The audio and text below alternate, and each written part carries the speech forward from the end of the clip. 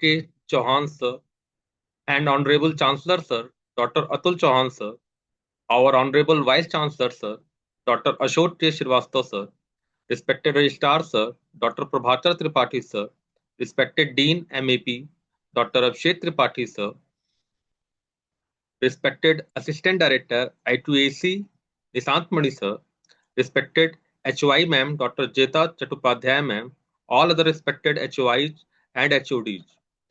We are now about to begin the second day of our workshop on the vital role of mathematics in computer science and engineering, organized by Department of Mathematics, Amity University of Applied Sciences, Amity University, Jharkhand.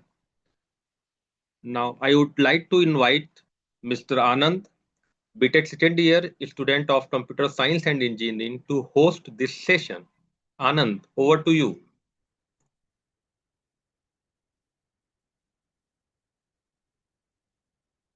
Anand, hello.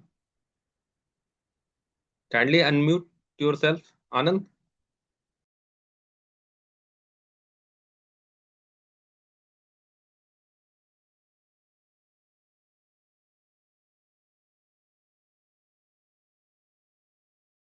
Hello. Anand, are you there? Hello. Sir, Anand cannot switch on his mic.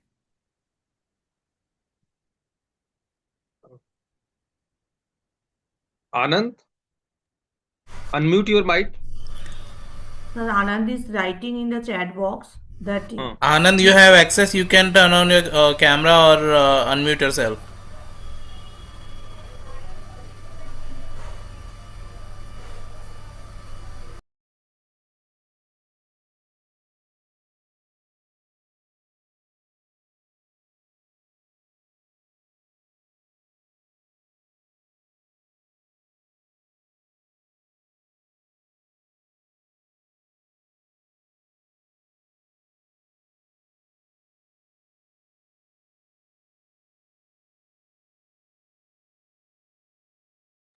Anand Kumar, can you hear me?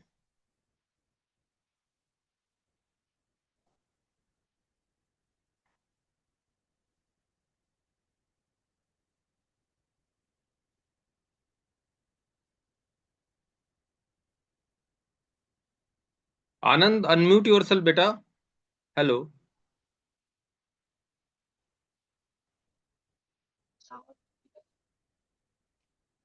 Good morning, sir. Sir, Good the morning. unmute option was not available at No, that time. no. Now. Okay, okay. Start, beta. Thank you, sir. A very good morning to all esteemed dignitaries present here, guests, colleagues, and participants. I, Anand Kumar, a BTech, student of BTech CSE second year, would now humbly invite our distinguished speaker, Mr. Sarbjeet Prasad, Assistant Professor in the Amity Institute of Information Technology, Amity University, Jharkhand. Joining us today is Mr. Sarbjeet Prasad, a distinguished IT expert and educator currently serving as adjunct faculty at Amity University. His career is defined by academic excellence, holding a gold medal from XISS and a distinction from BIT Mishra, Ranchi, alongside 13 years of rigorous field experience in Linux system administration. With a diverse background spanning networking, cloud computing, and career mentoring at institutions like Amity, BIT Mesra, and XISS, which is Xavier Institute of Social Service. Mr. Prasad is uniquely positioned to bridge the gap between technical precision and professional communication. Today, he will guide us through mastering professional document formatting using MS Word for both academic and corporate excellence. Please welcome Mr. Sarabjit Prasad. Sir, please. Good morning, everyone. Let us check first. Anand, can you hear me clearly? Yes, sir. Yes. Yes, Sir, sir. you are audible. Okay. And my screen is shared with you. Is it visible, the screen? no, sir, Yes, not sir. yet. Your Okay. screen is not visible. Okay. Is it now visible? Not yet, sir. Okay.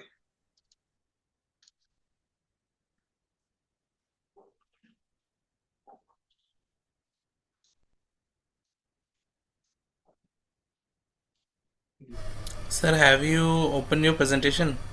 Yes, it's about to begin. I'm About to sharing the share. whole screen. Yeah, yes, it's about to share. Now it's we It's can see your visible, sir. presentation.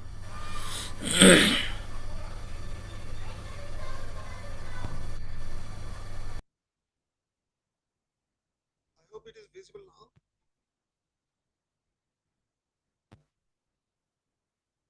Yes, sir. Yes, sir.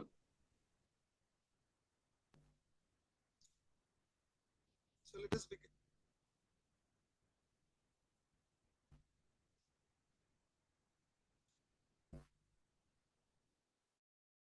Bio of mine.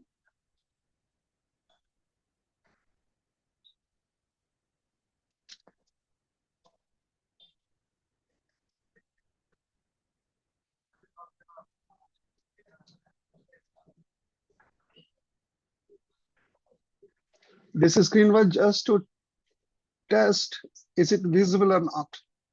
So what we are going to do today, we have been using a Word document for quite long time to write all kind of our needs, especially the academic needs, the setup or the gathering to which I'm talking to.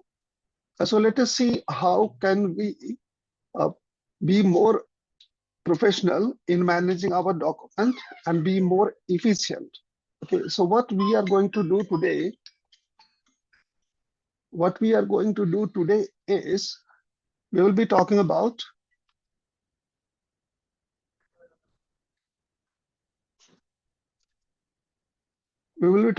how to do this basic word processing and then how to manage document professionally, like writing our research paper, term paper, thesis, and many more.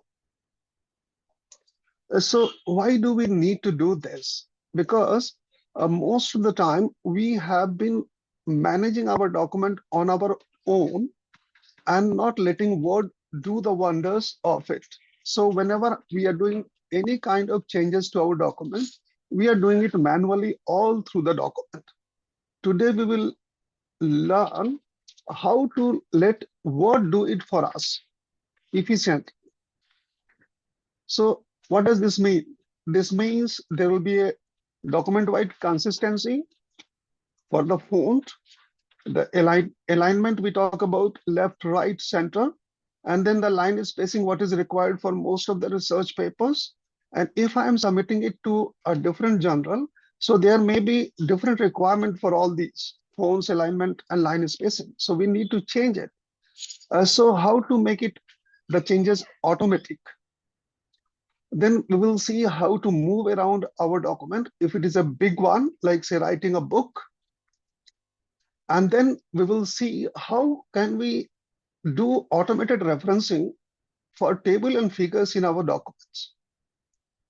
And then we will use the advanced input, the draw option, to write, say, equations, formulas, chemical formula or mathematical formula. How can we do it with less effort? What we will not be covering today is the bibliographic or the references which we create in our document. So because that's itself requires a lot of time. So we'll be talking about the basics first. So here what we will do is today. So how do we achieve what I was talking about? We will start with a new document to have a maximum control, which I'll be demonstrating after this. Then we will talking about the page setup, which is required by many of the journals or the thesis or the term paper you submit at the university. Then we will be talking about this, how to do at once. Then we will be talking about how to structure it so that when we'll be generating the table of content or list of figures or list of tables, it will be done automatically. Then we will find out the difference between page break and a section break, because many a times we struggle. Half of our document required Roman numerals page numbering, and half of it require Arabic numbers, that 1, 2, 3. How to do that? Or Chapter 1 requires a chapter 1 heading, chapter 2 requires a chapter 2 heading, like that. And then we'll see how to achieve this header and footer for title, page number, branding and all. So that will be doing that. And then we'll be seeing how to insert table figures and their captions for referencing. This referencing will be automatically updated whenever there is a change in our document. And then we will see how to insert table of content, list of figures or tables in our document. And then finally, we will be talking about how to insert formula shapes using draw. So this is what we are going to do today. We will not be covering how to prepare our bibliography or the reference page. So this is how. So let us start with a demonstration.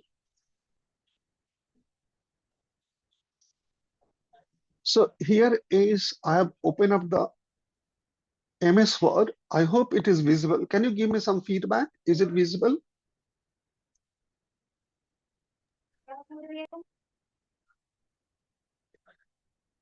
Okay, so we will go to the home and then to the new blank document.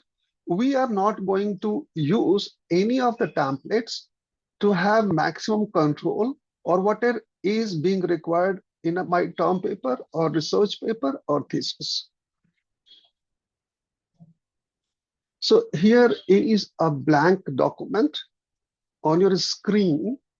Now, the fundamental requirements is, say, the font should be Times Roman, size should be 12, justification will be justified. I hope you can see my cursor moving there.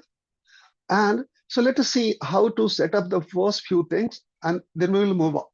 So first thing, I'll go here in the font section, press it, select the font which is being asked, select the size, and then you say set as default. When you say set as default, it will ask whether for this document or for all the documents I will be creating henceforth.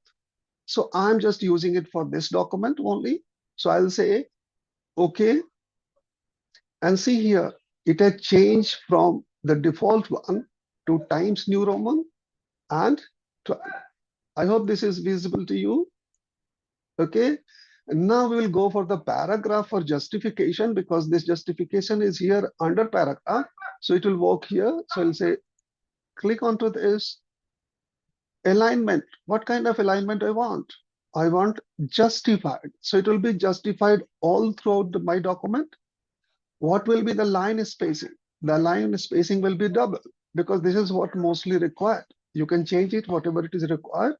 Then indentation is how much space do you leave from the left side, which is we will not be demonstrating now. And then I'll say set as default. And then again, I'll be using only for this document.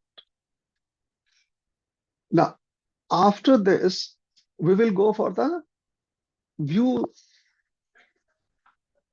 outlining of the document. So I'll go for view, and then I'll say navigation pan. We will very shortly see that something appears on our left, and we will see what is the utility of it. Then we will go for to layout. You can have the margin. Normally the margin is 2.5 centimeter all around of our document, or 1 inches. That's correct. The orientation is portrait or landscape, whatever is required. Then you go for the size. Generally it is A4, and then for the columns and all. So that's how you, what size it is, A4 size. So our document is ready to go.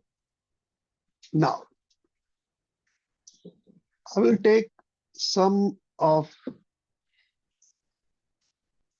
previously created items. Mostly this is what you get. Okay. So I'm copying from here.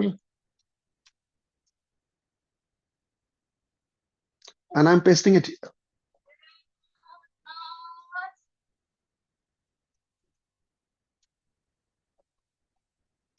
So if you see, this is a basic outline of a kind of a thesis or project what you do.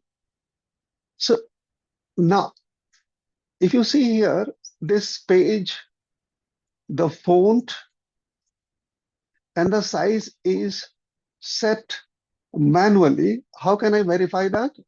When I'm selecting this normal is selected here.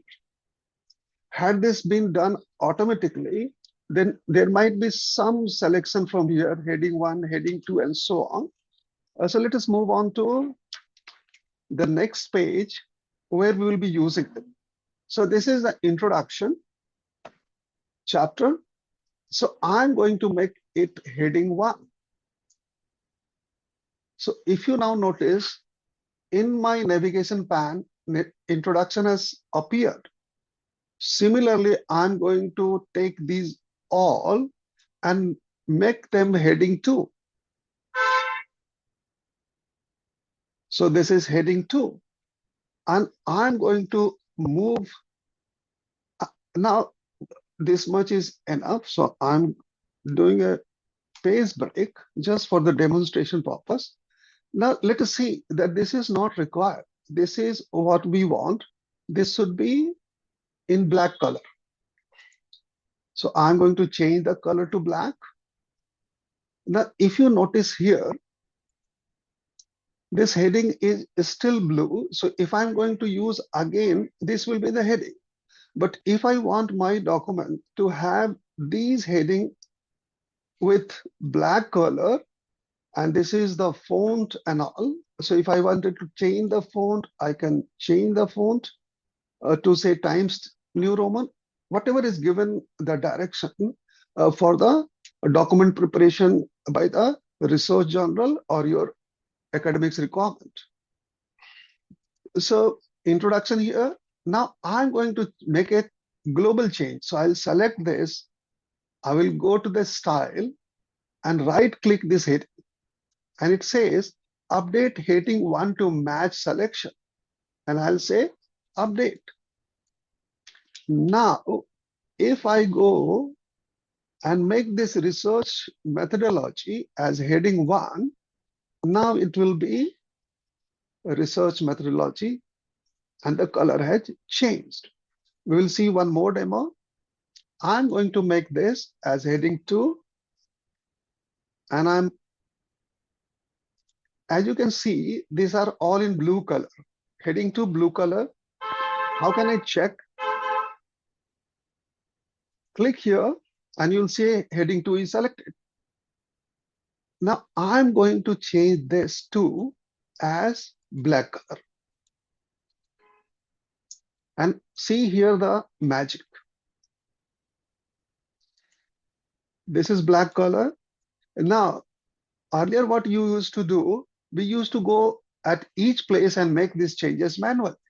This time we are not going to do this. We are going to do it automatically. So we'll say overview, right click, update heading 2 to match selection. And see, all are changed to the selection. Let us move on to the next one. Here also it is changed. So the change is all automatic. The change is all automatic. See here, this text is Arial 11. And if I wanted to make this to Times Roman, and that to my text, say font size 12. Now, this had changed, but if you go here, it is still Arial. I wanted to have these changes all throughout. So I'll select this. I will go to normal text and I'll say update and update. Now check. This is Times, this is Times, this is Times. All had changed to Times New Roman. Okay, so what we have learned so far, we started with the blank document. We set up the margin, size, and orientation. Then we made the default setting for font, alignment, and line spacing. And then we used style structure to make global changes in the document. Now we will see how to use this multi-level list for navigation and chapter number. And please do not worry, you will get all the presentation. In the presentation, whatever I am talking about is mentioned there so that you can use it for your own practice. So we'll do it again. So here it is Times Roman 16, but heading is different. This is not the heading. If I go there, it is different. So let us see. This document is having a different kind of thing. So let us change one and see how to change it globally. So I'm going to select this and right click the heading and I'll say update heading 1 to match. And now this is heading 1. How can I verify? We'll go to view, navigation pane, and in the navigation pane, this page 1 has appeared, but the changes has not taken place here. Why? Because the formatting was done manual. So if I say heading 1, you see here it is coming, then I'll make this also heading 1. It will come. So we'll take a demonstration for this, heading 1, and we'll take all these as, I'm doing it again for you. Heading 2, it had changed, but as you remember, we want it in black color. What is the requirement? So this is black. The font is Times New Roman 16, and I'll go and I'll say update. All my headings are updated. Now, after this, we will see how to number our these topics and subtopics. So I'm going to select these all.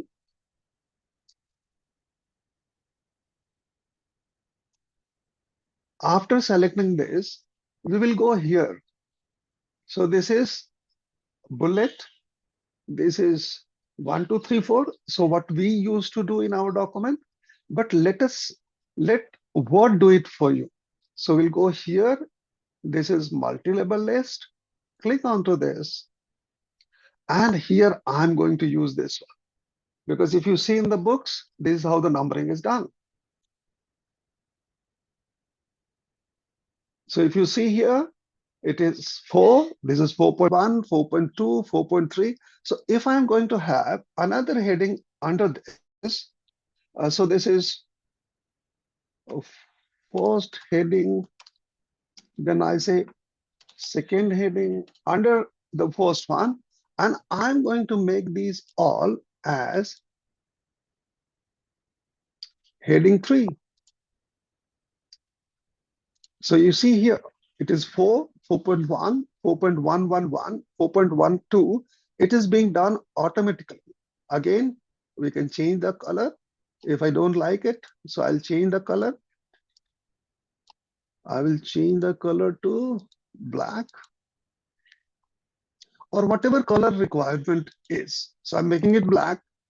And if I update it here, the next one will be updated automatically. Look here. Now, another beautiful thing is I'm going to write some text. We are learning how to use Word effectively. Now, if I'm writing it here, this will not appear here because this is normal text. Once I'm done with this chapter and I wanted to concentrate on one, you just click on this triangle and this text will be, it is hidden there. So I can move on to the next. This is my next part of the writing. And I continue. And again, I can hide it. Now, the most thing After some time, I realized that this second heading should go in place of the first heading, and first heading should come at the place of second heading. So what we usually do is we cut and paste to change the sequence. But there is an easy method. You go to the navigation pane, take this and drag it and drop it where you want. Now, see here, it has automatically changed the number. Your text, this is my next part of the writing. You don't need to cut and paste. And this is we are learning how to use the word effectively. So if, and not only that, if I want to drag it and put it somewhere else, say for example, this heading, I want somewhere here. See here, it has automatically changed it to 4.8.1, and I don't need to cut and paste. So this is at the end of my document. So here are some notes to myself. If I don't want like it, Control Z, and I'll be back. So let us see how much we have been through. So here it is. We started with a blank document. We did page setup. We did document setting. Then we learned style structure and multi-list for navigation. Now this navigation is a very beautiful part because it let you arrange the things in your document without doing cut and paste. So that way it is, and you can hide the portion which you are currently not working at. Click onto this, your text is hidden, click here, it is there. If I wanted to say put it somewhere else, I can drag and drop and it is done. So no cut and paste, no cut and paste. So let us move on to the next one. We'll learn about the page break and the section break. So page break means you are continuing with the same chapter. But say if I wanted to have this on a different chapter, so what does that mean? Let us see. So how to see whether it is a page break or a section break. So you just see here, show and hide, click onto it, and you will see these all marks are representing the paragraph break. So here it is, here it says page break. Here it is saying page break. Page break means your things will be continuing. If it is chapter 1, the next page is also chapter 1. But I want this introduction to be chapter 1 and this research methodology to be chapter 2, data structure analysis to be chapter 3. So how to do? So we'll put a section break here.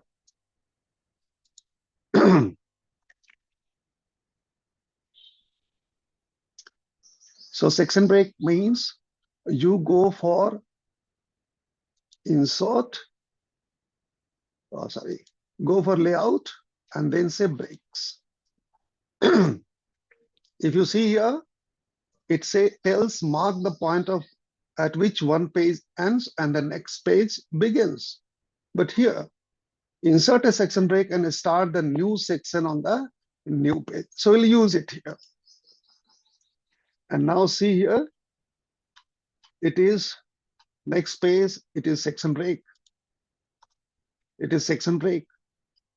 And this is page break. So you can remove this page break and insert a section break. Okay, now see here. I'm going to write this. I can restart numbering from 1. So it will be 1, 2, 3, 4. I'm taking this introduction and I'm placing it as a header. Copy. Click on the top. It says same as previous. I don't want this. So I'll say, if I click onto it, it will delink from the previous. So it is delinked. And now I can paste introduction. I move on to the home, make this as title and centrally placed. Now, if you move on to the next page, it is still saying introduction. So what you need to do, it is saying same as previous. You say, no, I don't want this to be previous one. And then you can use your research methodology in place of introduction.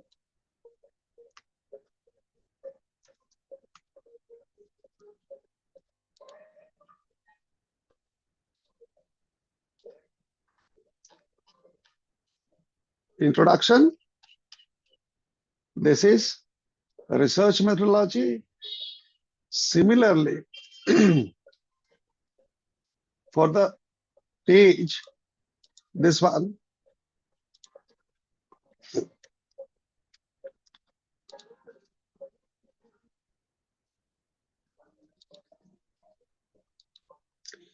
this design and all does something different. We don't want to do that.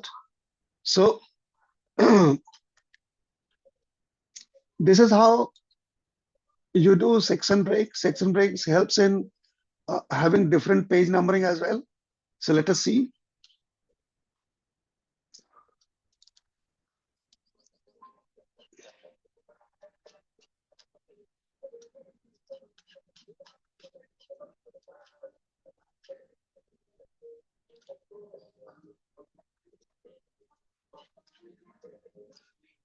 Now I'm just moving from, say, on the page, the shortcut is to go to, say, introduction and then move on to the last page and then to the research. We haven't made this as,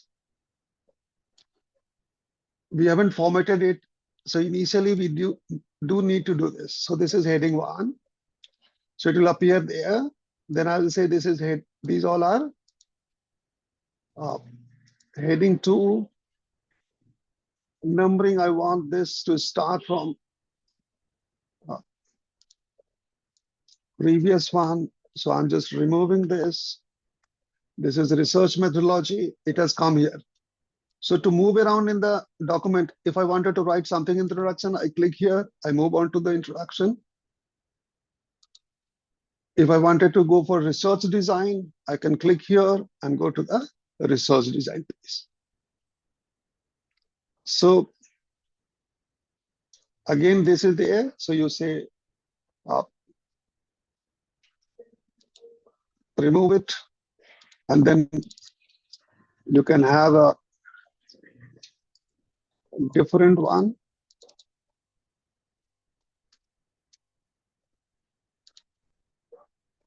This all can be automated. Heading 1, then heading 2, and this all will appear here in your navigation path.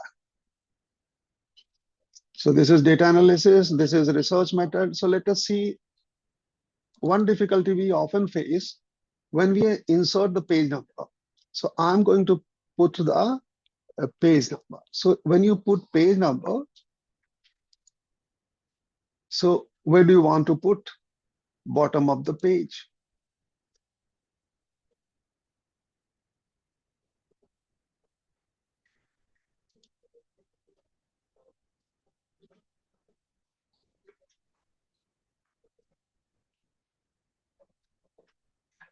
So you select this one. Now it is linked to the previous one. So that's why the page number will be same as the previous. But if I wanted to start this research methodology from page 1, then that will be there. If I wanted to change this page 2 to something else, then I'll have to come here in section, remove the link, and then you say update the field.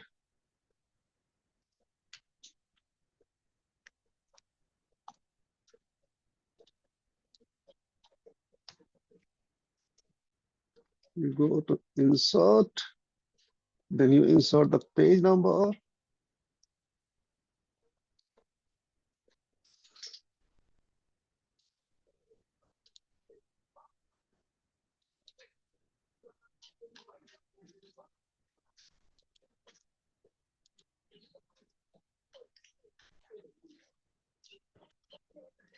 And this is how we do. We start from, if I wanted to change the Roman numbers, then I'll put it in Roman numbers, unlink from the previous one, and then go. So this is 2.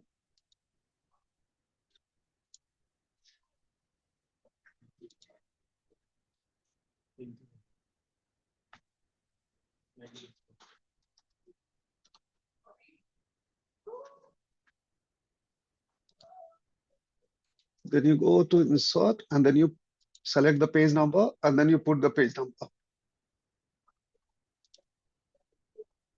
Okay, so that's how you change. So let us move on to some.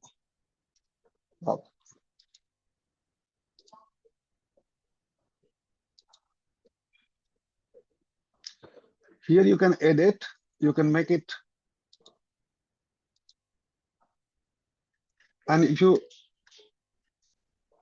it is 4, click here, unlink it, and then you say edit field, and then you make 1, 2, 3.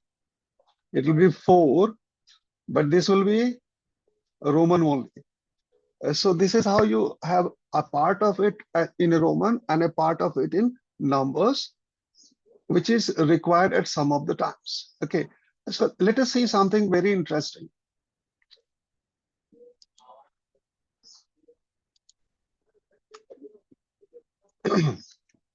So we have used header and footer. In another some minute, we will be putting some table and figures in our document, and then we'll be creating our table of content and table of figures. Then we'll see insert formula in the document, and then we'll have 15 minutes for question answers. So let us start. I want to insert some formula into it. So I'll go for draw, and this is the best one. And once you click draw, here it is, ink to maths, ink to shape. Okay, ink to shape means you can draw some shapes. So I'm using this and I'm drawing a square.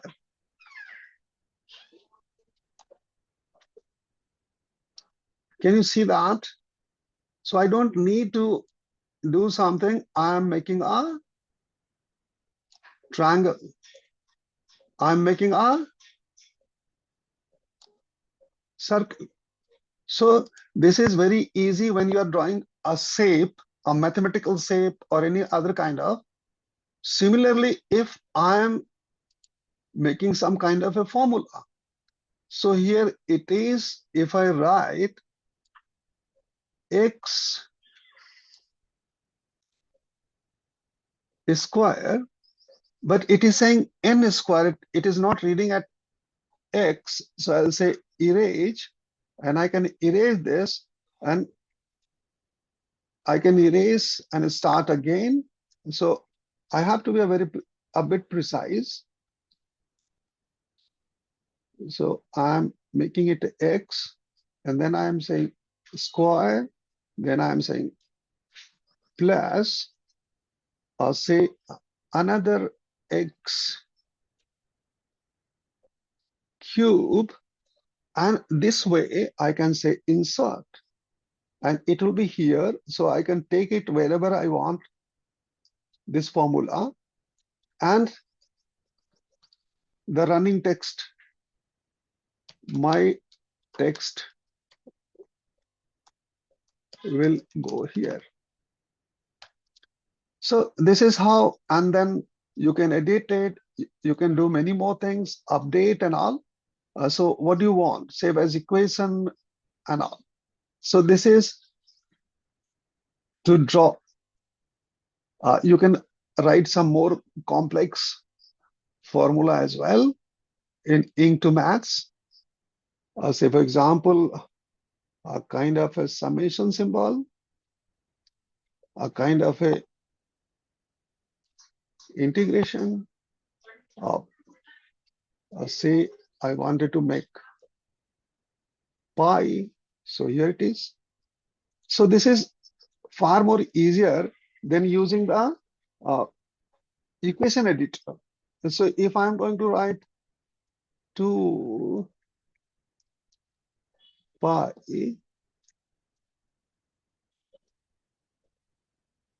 r square, so it is incorrect, so I can erase it and write again. So this is how you do.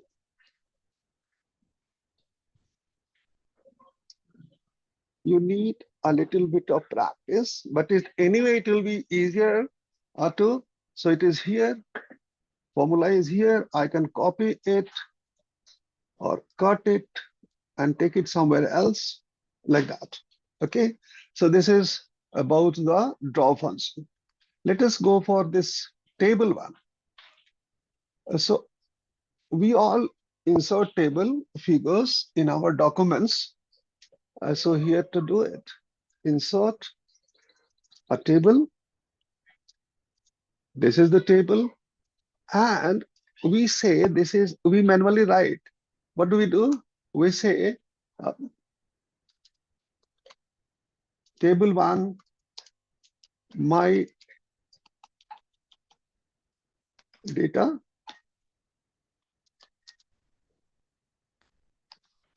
Okay.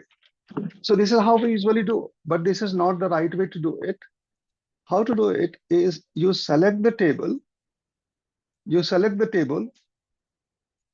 right click and say insert caption. And then this is table one. Where do you want? Above the selected item, or you can have it at the bottom. And then you say table one, my data.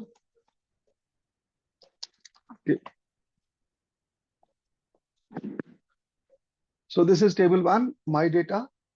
So what's so great about it? The greatness is when I'm going to refer this, it will automatically change. Say, for example, I'm inserting a table here. Let us see. I'm inserting a table here. Obviously, this should be my table one, and the other one should be table two. So I'm going to insert the caption, and I'll say table one, my first table. Okay. Now see here, this table one is table one. This one has become table two, and this is table one. Similarly, if I'm writing in my text, refer to my data table one, and then I'll say a reference, and then I will insert. So this is for the table creation, cross reference. What kind of cross reference I want? So I am referencing a table. Which table I'm referencing? My one table. So I'll say insert, close.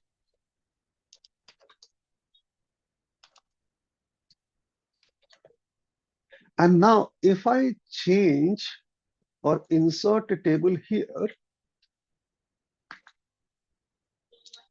and put a name for it, insert a caption,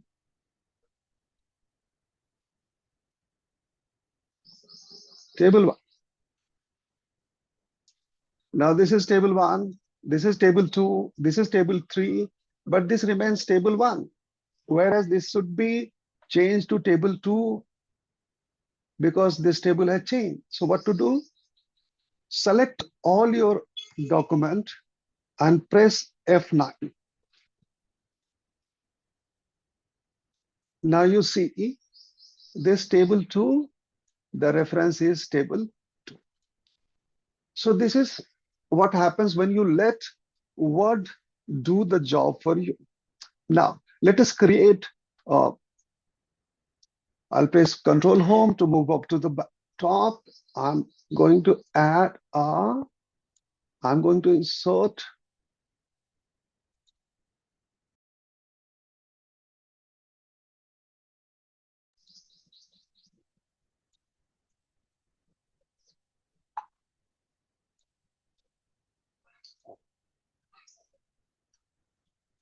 section break. Then we can say our right click, and here we are going to insert what? We are going to insert the table of content. So reference, insert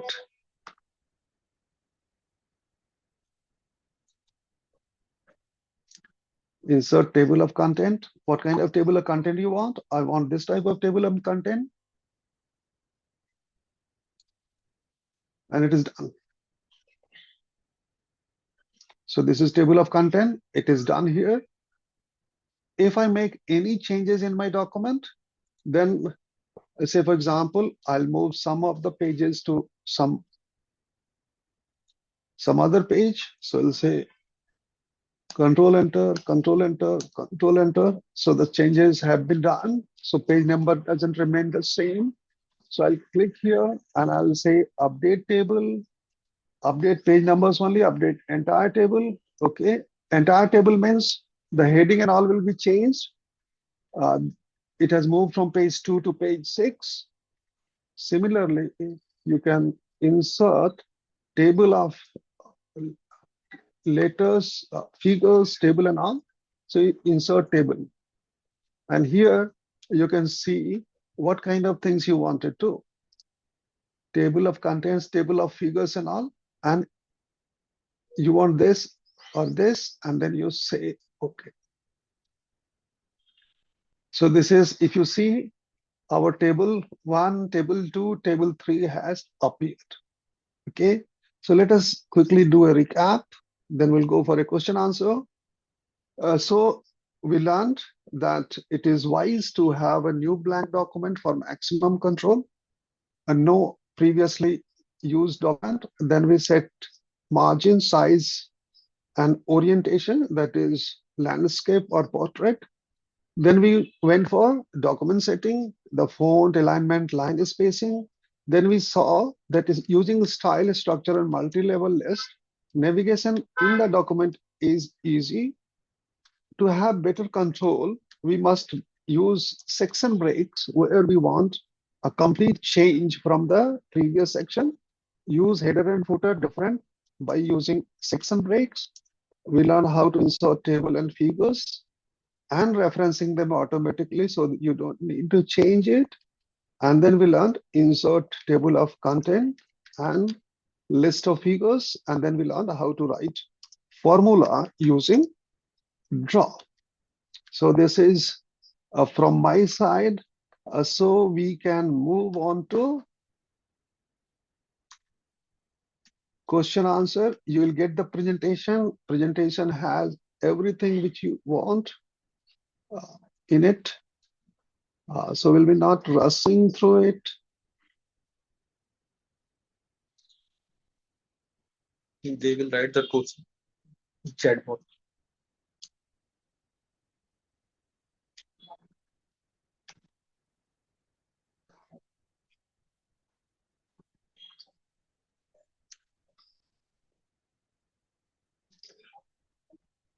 Okay, so the last part of the table was also. Do you mean to talk about this table of content? Divyadas. Okay. Take the name of. So Divya, you want to know how to insert table of contents. So what we do is, I'll show you.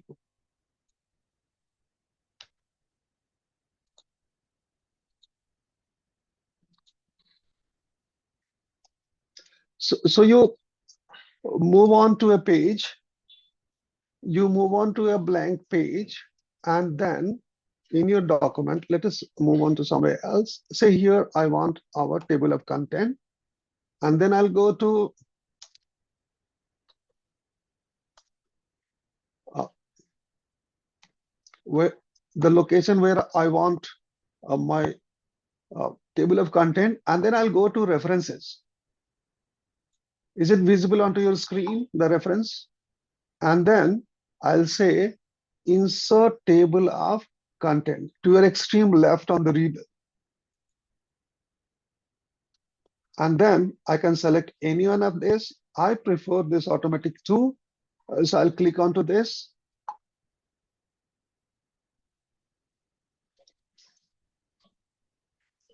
And the table of content will appear there. So this is how you do. This is list of content, a table of content, then this is my navigation. So if this is your question, then that is the answer.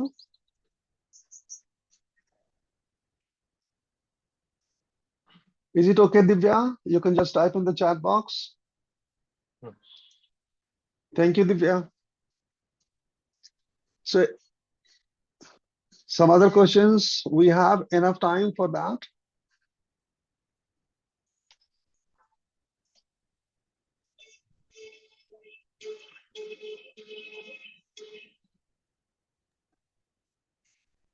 Kindly write your question in chat box.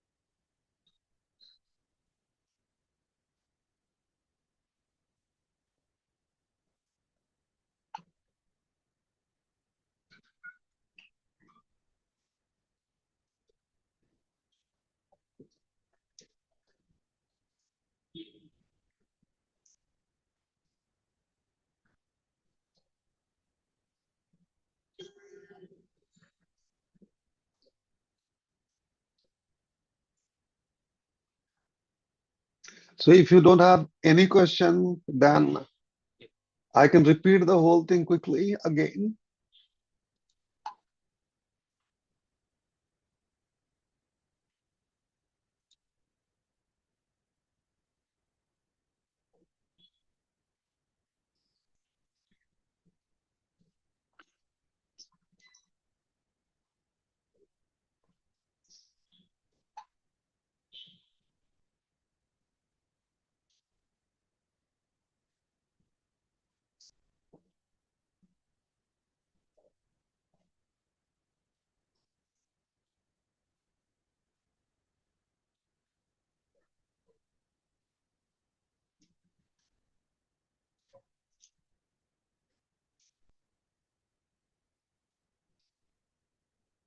एक answer थोड़ा सा wait करिएगा हाँ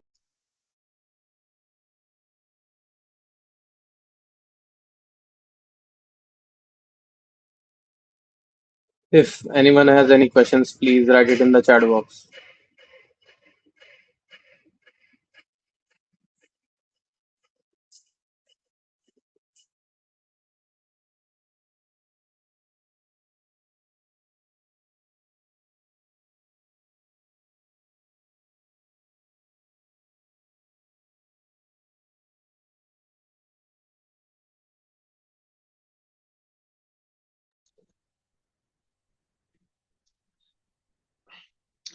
So whatever the features we have discussed so far is available in many of the word processing documents.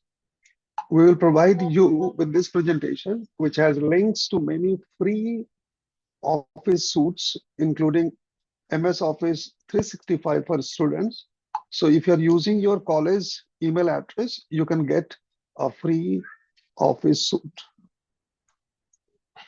So, so the final tip is always keep that navigation pane open to move around the document quickly. And here is useful links. These are the free Office suite. So whatever we have discussed so far is these features, or most of them are available with these free Office. So the first one is free for MS Office for students, and others are free for everyone. So you can use it. I'm waiting for your questions.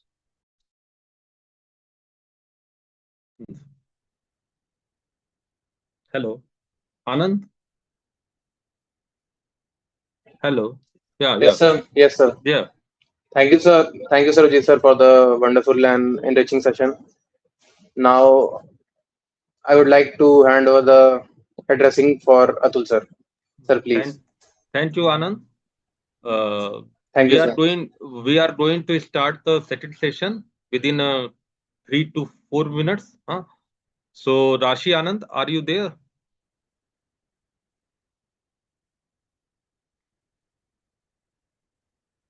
Can Rashi just Yes, sir. Am I yes. audible? Yeah, yeah, yeah. So after 2 to 3 minutes, we will start. Our next speaker is Dr. Vishnu Pratap Singh from VNIT Nagpur. Okay. Okay, sir. So we will start after 2 to 3 minutes. Okay. Thank you. Thank you. Thank you, everyone. If you have any question, shoot in that group of this workshop. We will be happy to answer that. Thank you very much. Thank you, sir. Thank you so much. Thank you, ma'am. I will send the PPT in the group. Thank you, everyone.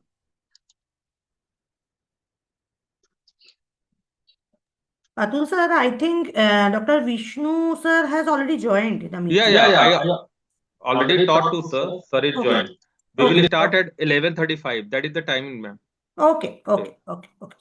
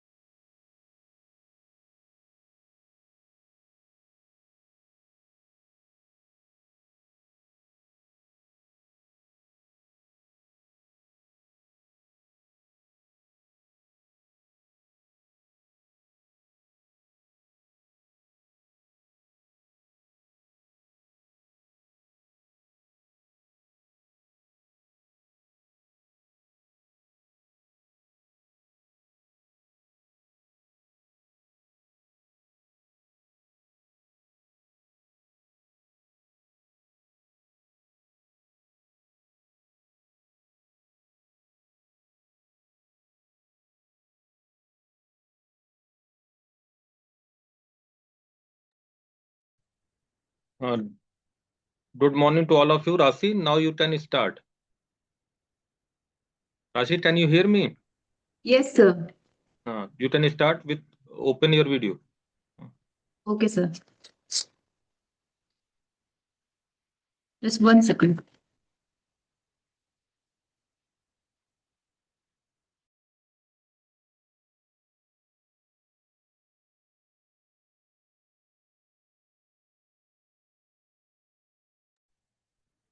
Sir, am I audible? Yes, better. You are audible. Okay, sir. A very good afternoon, a very good morning to all esteemed dignitaries, guests, colleagues, and participants. I, Rashi Anand, a second year computer science and technology student, now humbly invite our distinguished speaker, Dr. Vishnu Pratap Singh, Assistant Professor, Department of Mathematics at Vishwarai National Institute of Technology, Nagpur.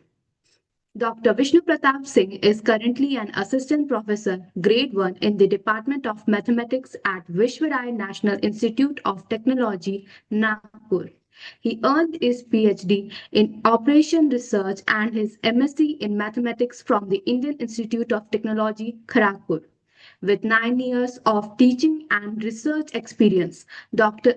Singh's interests focus on operation research, including mathematical programming, vehicle routing problems, bi-level optimization, and decision making in imprecise and random environments. He has published extensively in reputable journals such as Expert Systems with Applications, Complex and Intelligent Systems, International Journal of Fuzzy Systems, Journal of Intelligent and Fuzzy Systems, Soft Computing. His academic profile includes significant international exposure. He was awarded international travel grants to attend and present at the annual conference of the Italian Operation Research Society 2016 in Trieste, Italy, and the Informs Annual Meeting 2015 in Philadelphia, USA. In addition to his research, Dr. Singh actively supervises PhD and postgraduate projects and holds several administrative responsibilities at VNIT, including serving as a warden and the professor in charge of the Astronomy Club. He is going to deliver on linear algebra, a mathematical engine to virtual world. Sir, you may please.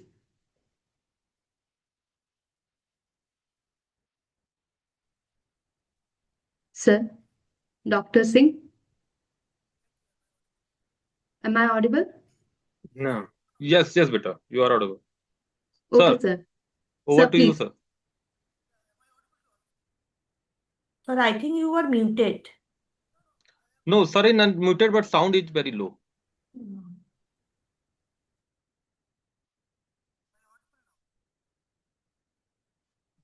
Rashi, you can off your video. At last you will on.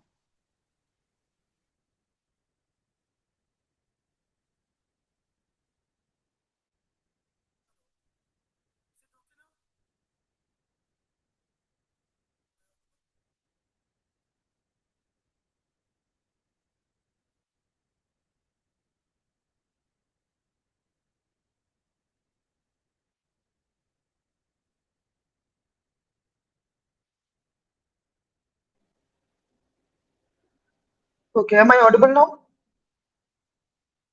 Yes, sir. You are audible. Yes, sir. Yes, Yeah. sir. You are audible. Thank you, everyone.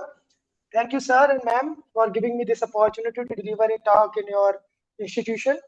Shall I start? Yes, sir. Yes, sir. Sure. Okay. So,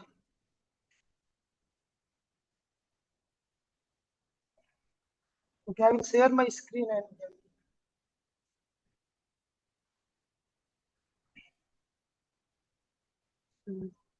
I hope it is visible now, the screen. It's coming, sir. Not, yeah, So, now, sir. yeah.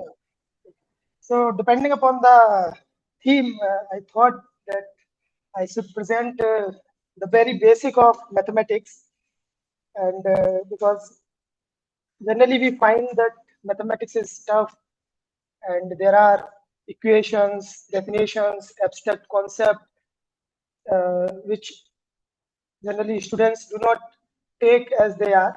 So I thought of keeping it very basic. And so the title is The Linear Algebra, a Mathematical Engine to Virtual World. And in this presentation, I will be covering the basic definition of vector space, which almost all of you, the students, as well as other BTech first year students, they also learn in their second year. What do you mean by the basic definition of vector space? What are the property it should satisfy? And what are the vector addition and multiplication? But along with the mathematical aspect, we will also see that how it behaves in virtual world.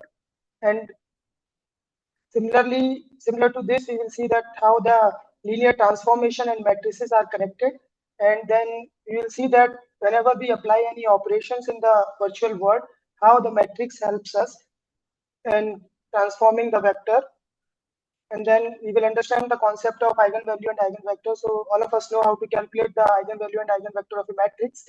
And then some application of linear algebra in the color scheme. As if you see your screen, then you will see a lot of colors, and then how the computer understands the color, that we will see in the last slide.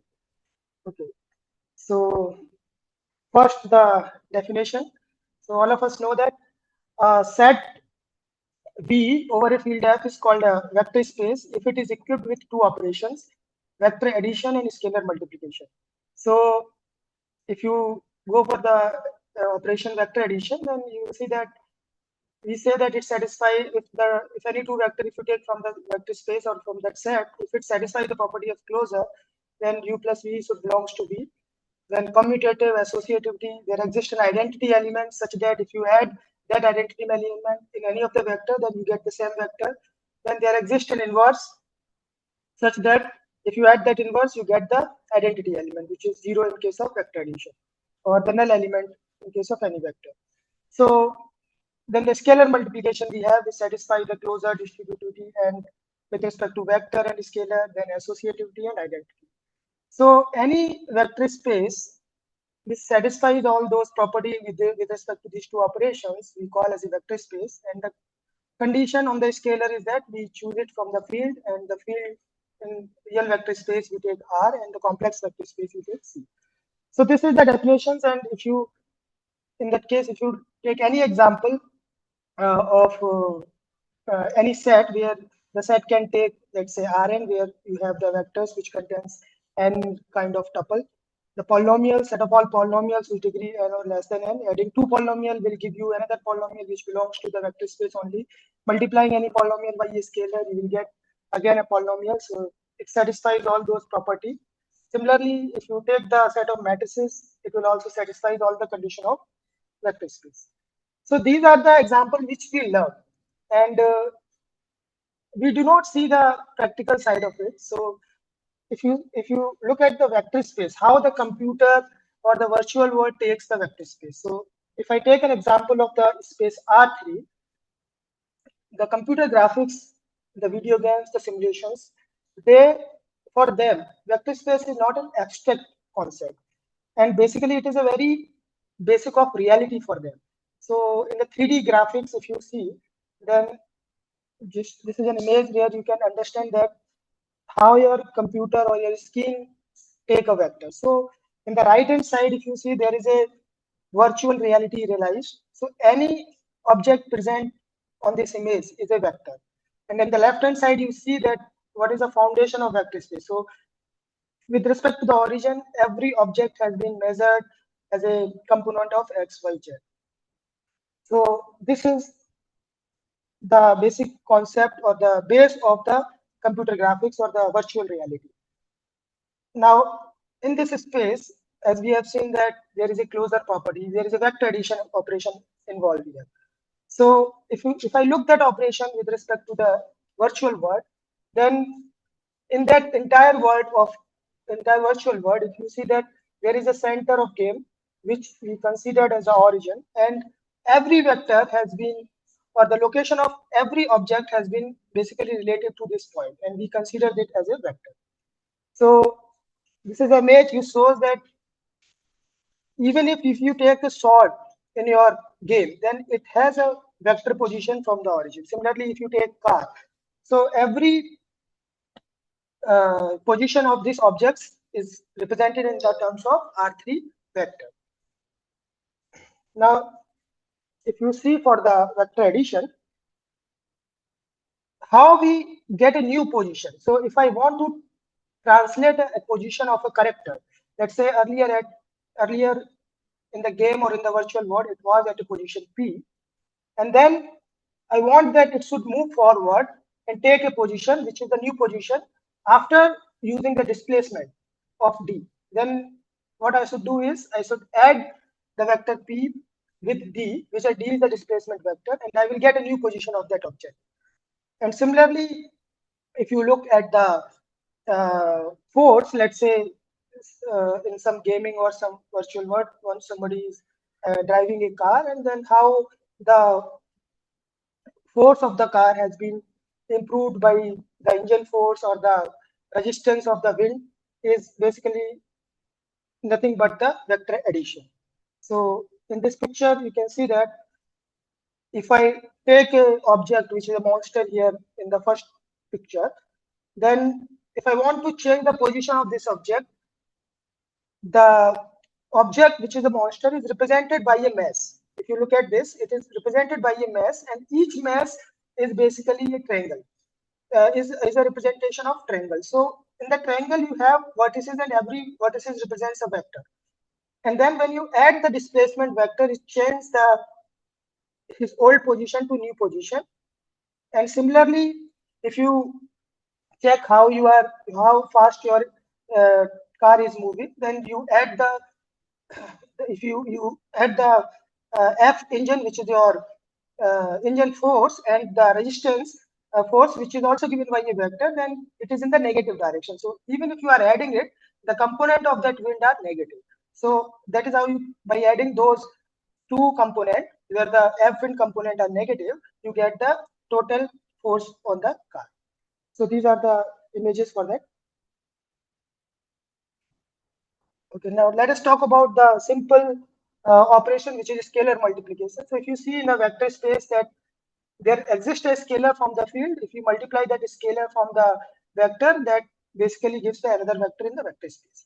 So now, in the context of virtual world, if you see that if I want to stretch or if I want to change the size of an object, I can basically scale that object by multiplying the scalar.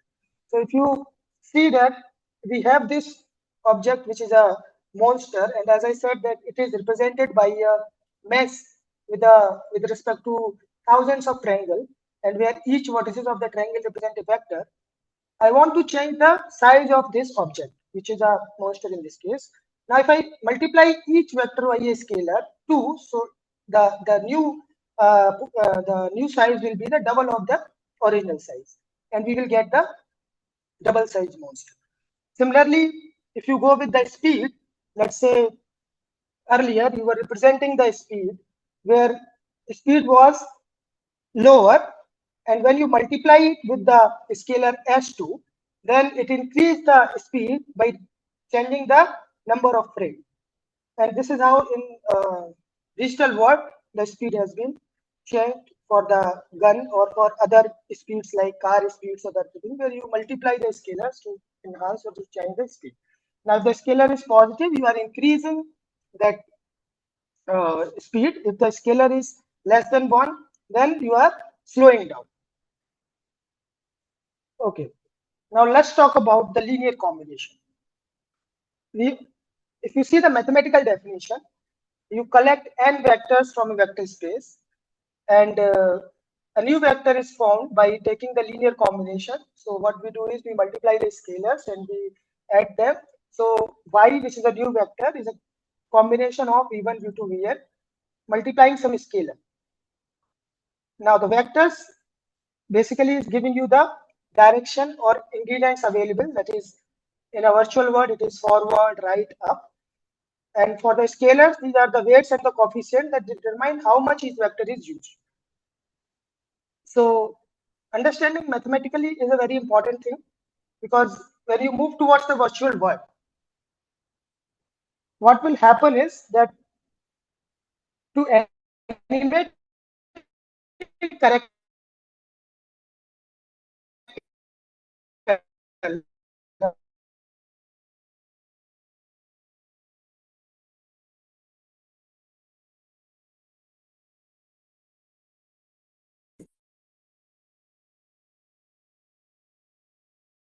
we want to raise again a monster, and you are having the position change the position of his where first is the original vectors and the second to uplift the arm. It can be basically it can be done by performing the linear combination of these two vectors, and where the other one has been taken with a scalar multiplication C, where C denotes that how much to scale or how much to bend. So you are rotating along with the given value of C, which is a scalar in this case. Okay, now next we will understand about the connection between the matrix and linear transformation and how it is useful in virtual world. So if you define mathematically, the matrix is basically a collection of m rows with n columns, and you can ideally see that it is represented by this. And if you want to talk about the linear transformation, then the linear transformation is basically a mapping from the vector space Rn to Rm. So we can take same dimension, it becomes a linear operator. If we are taking different dimension, then we call it as a linear transformation, provided it should satisfy these two conditions, which is basically preserving the addition operation as well as the preserving the scalar multiple operation.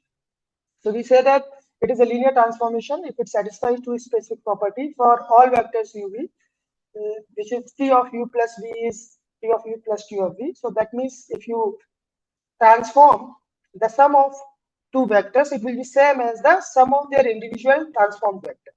And similar case will happen for the scalar product. So the image of the scalar product Cu will be basically enhanced by the multiplication C with the image of the vector. So this is how a linear transformation is defined. And now we'll see the connection, that how the linear transformations and the matrix are connected. So we say that every linear transformation can be represented by a matrix. Now, if a linear transformation is from the vector space Rn to Rm, then obviously our matrix A should be of the order m cross n. And how we obtain this? So for that, we should take the concept of, understand the concept of basic vectors or basis. So these vectors are linearly independent and also spawns the complete vector space. So if I take the images of these basis vector, and if I create a matrix by considering these vectors in the column, then I get a matrix A. And if you look at the simplest example, then let's say we are having a vector linear transformation from R2 to R2. So R2 is a vector space in 2 dimensions. And then if you want to rotate any vector by 90-degree counterclockwise, then you take the basis element of R2, and which are basically 1, 0 and 0, 1. And the rotation will basically give you the vectors 0, 1, and for the 0, 1 vector, it will be minus 1, 0. So we are rotating every vector by 90-degree counterclockwise. Now I want to write that this is the transformation and what should be the corresponding matrix for this. So once I know that after transforming the vector 1, 0, I will get 0, 1. So I have mentioned this in the first column 0, 1. And then for the second basis vector 0, 1, the transformation will be minus 1, 0. So I kept it in the second column. And I got a matrix A, which is the transformation matrix, which rotate any vector by a 90-degree counterclockwise. Now I applied the same thing on a vector 2, 1. And I see that the transformation T over 2, 1 is represented by a matrix AX, where A is this matrix, the matrix of rotation, and then it transformed the vector 2, 1 to minus 1, 2. Okay. So now as you have already seen that in the virtual world, every object is represented by a vector. So when you want to transform, or when you want to change the size of the vector, when you want to rotate any object, you can use this transformation. Okay, so linear transformation in virtual world. Okay, so a matrix represents a linear transformation. You apply this act to on a vector to change it into a new vector while preserving the rules of vector space. So preserving the rules of the vector space, if you consider as a case of virtual world, basically it means is that whatever grid lines are there, they will not change basically they will remain parallel to each other. They can change the direction, but they will remain parallel to each other and they are evenly spaced. So these two basically tells the two operations, which is the preserving operations. This tells me that these lines are parallel and evenly spaced. And similarly, if you take about the rotation matrix, it tells you that when you move your mouse, let's say in the direction of left or right, or in the direction of up and down, then basically it tells you that how this object has been rotated. So, for example, in the earlier slide, we have seen that when we want to rotate 90-degree counterclockwise, and I got a specific matrix by which we can transform every vector. In a similar way, if you want to rotate any vector or any point in a virtual world by angle theta, you can use this rotation matrix. And you will get the new component which is rotated, or the new vector which is rotated by an angle theta in the virtual world. So now how to define this rotation in the R3 case, because we have seen that every object is represented by a vector which contains 3 positions in R3 space. Okay, so let's say you have XYZ as an original position in a virtual world. And I want, because when you rotate in 3D, the rotation happens with respect to an axis. And I want to rotate some object with respect to y-axis. So let's say you are having a computer screen where y-axis is the vertical axis, and you want to move your mouse left and right. So basically, you are rotating the vector along the y-axis. So I want to rotate the position of the vector xyz by an angle theta. So what this virtual engine will do, it will basically multiply or transform the vector xyz by this rotation matrix, which we call the yaw matrix, and it is rotating the vector with respect to y-axis. And that is why if you see, the second row is having 0, 1, 0. So that means there is no change in the y. It ensures that the height remains unchanged. Whereas the x and y components, they get rotated by an angle theta. So the new object which you are seeing in your virtual world, it is rotated by an angle theta with respect to the y-axis. Now, this is the pictorial representation of that. If you see that there was an object here, and when you apply this rotation matrix, so as I said that computer understands the object by vector, and each triangle on this mesh, or each vertices of the triangle in the mesh is representing a vector. So when you apply this your matrix on each of these vectors, you get a new position for each vector. And then when you see the objects, you will get the object which has been rotated by an angle theta through the y-axis. And so this is how, when you are playing some game or when you are looking at the virtual reality, the movement of the objects is happening. Now, let us see the matrix multiplication and why it is useful in virtual world. So as we have seen that every step, whether you want to scale, you want to rotate, you want to move in the virtual world, you need to apply some transformation. So now let's say you want to make a combo move, which includes, let's say, scaling by 2x. So you are scaling your object by, let's say, 2x. You are rotating also by 90 degree, and you are moving from one step to new spot. So what will happen is that every time depending upon the vectors of the object, the engine will basically transform a vector. So in case of scaling, it will transform by the matrix S, which is a scaling matrix, and it will give you the new vector, which is a scaled one, twice x scaled. Then if you see the rotation matrix, it will scale the vectors by rotation with the, it will rotate the vector by 90 degree.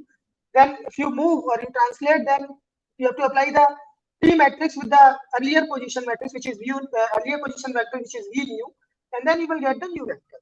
And for each of the triangle, which is forming a mesh. So then you got a new position of the object. So in this way, the computer has to do a millions of calculations. But instead of doing this, what one can try is that it can take a combo or the multiplication of all these matrices as a TRS, and then it can define a new matrix which is M total. And instead of applying the each matrix on the vector and then getting the new position of the vector, applying again the rotation, getting a new position of the vector, applying again the translation, instead of doing all those operations separately, the matrix M total can be applied on the vector. So then all of these steps or all of these transformation will happen in one step. So that is why the matrix multiplication is useful. Now, eigenvalues and eigenvectors. So we know how to calculate the eigenvalue of eigenvector of a matrix, but how they are basically represented mathematically through the linear operator. The definition goes like this: that if B is a vector space, then T, a linear transformation, or T, a mapping from vector space V to same vector space V, is a linear operator, where the scalar lambda is the eigenvalue of T, and if there exists a non-zero vector, then in such a way that when you transform this V, you get lambda times V. So if you look at this equation, TV is equal to lambda V, it tells you that whenever you are applying a transformation on V, you get a vector which is not changing its direction, because you get a lambda V. So the transformed vector is not changing its direction, whereas it has been only stretched or shrink. You only are scaling that vector by a value lambda. So in this equations, we call lambda as an eigenvalue and V as an eigenvector. And this is very useful in virtual worlds, right? Because once I understand that for an object or for an screen, what are those vectors which are not changing the position, then we can do a lot of work in changing the position or speed or translation or other things for a virtual world. Now, if you look at the terms of matrix, we have seen that for any linear transformation or in terms of any linear operator, we can define a matrix. So since in this case that operator is from V to V, the rank of the matrix will be basically it will be a square matrix, because you are taking from same vector space to same vector V. Now, when you define this, now we represent the transformation T by the matrix A. So you got AB is equal to lambda B. And when you want to solve it, so you can bring the right hand side into the left by multiplying or by taking lambda I as a coefficient of V. And then if you define A minus lambda I V equal to 0, it becomes a homogeneous system of equations. And for homogeneous system of equations, we have this condition that for non-trivial solution, already the V equal to 0 is already a trivial solution for this equation, but we want non-zero V.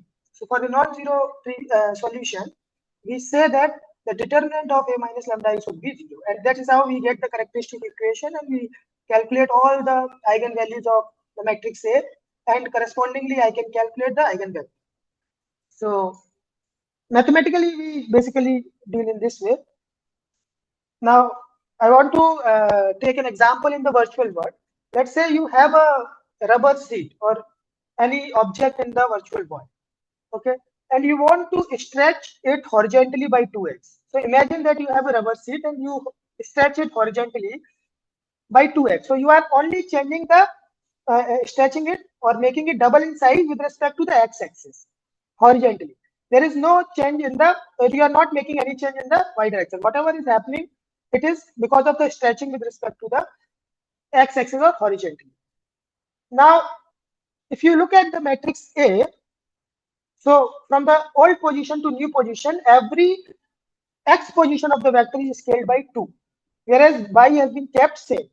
So the corresponding matrix of the transformation will be 2, 0 and 0, 1.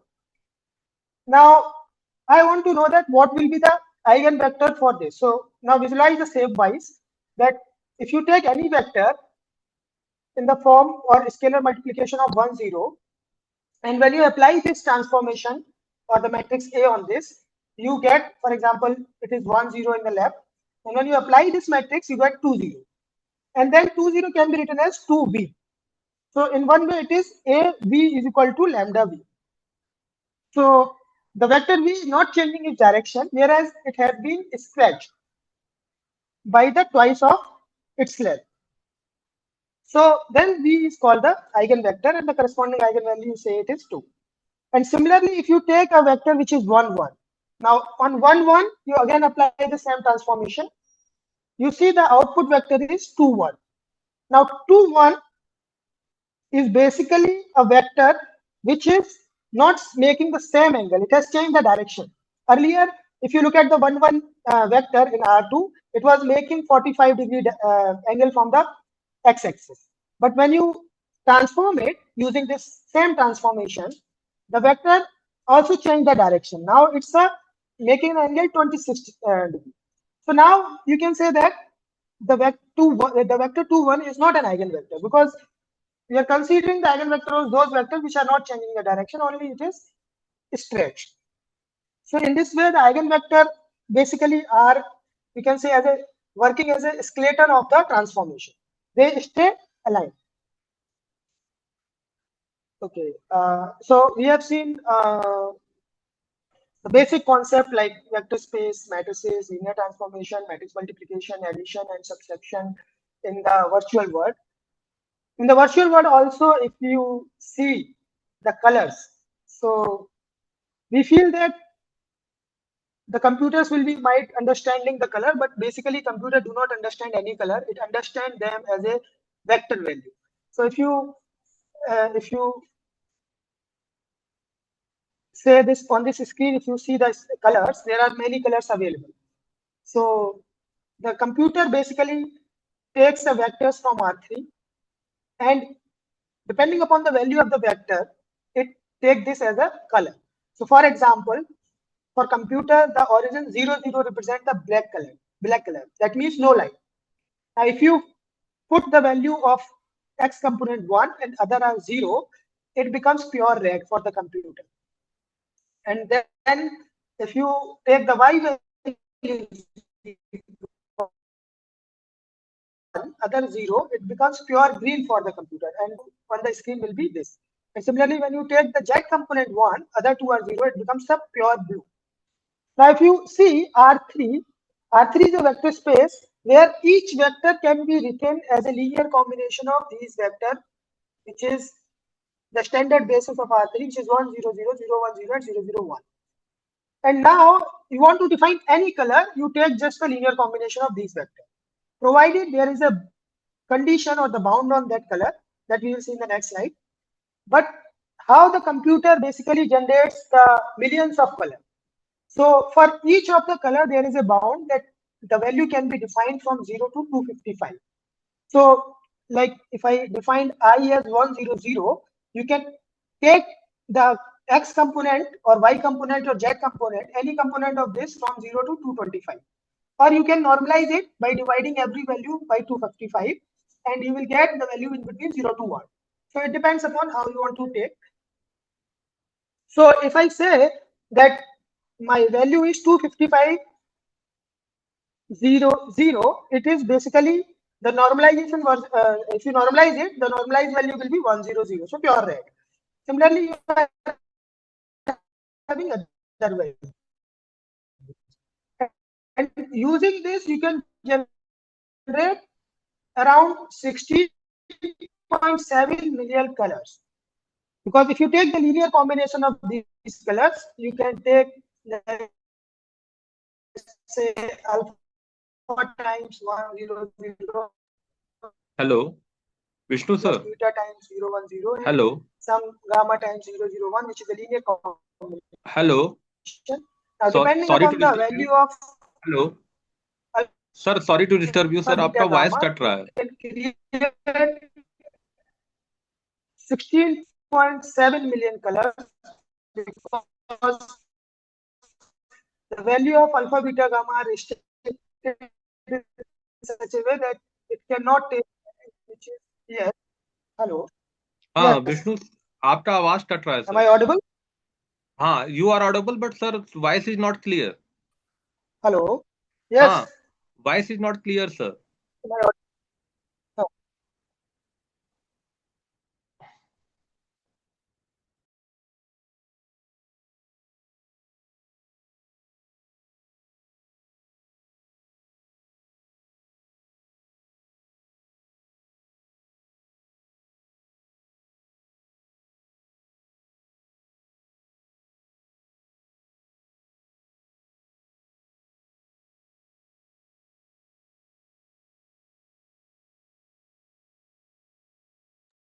Participant, kindly wait. Sir will connect very soon.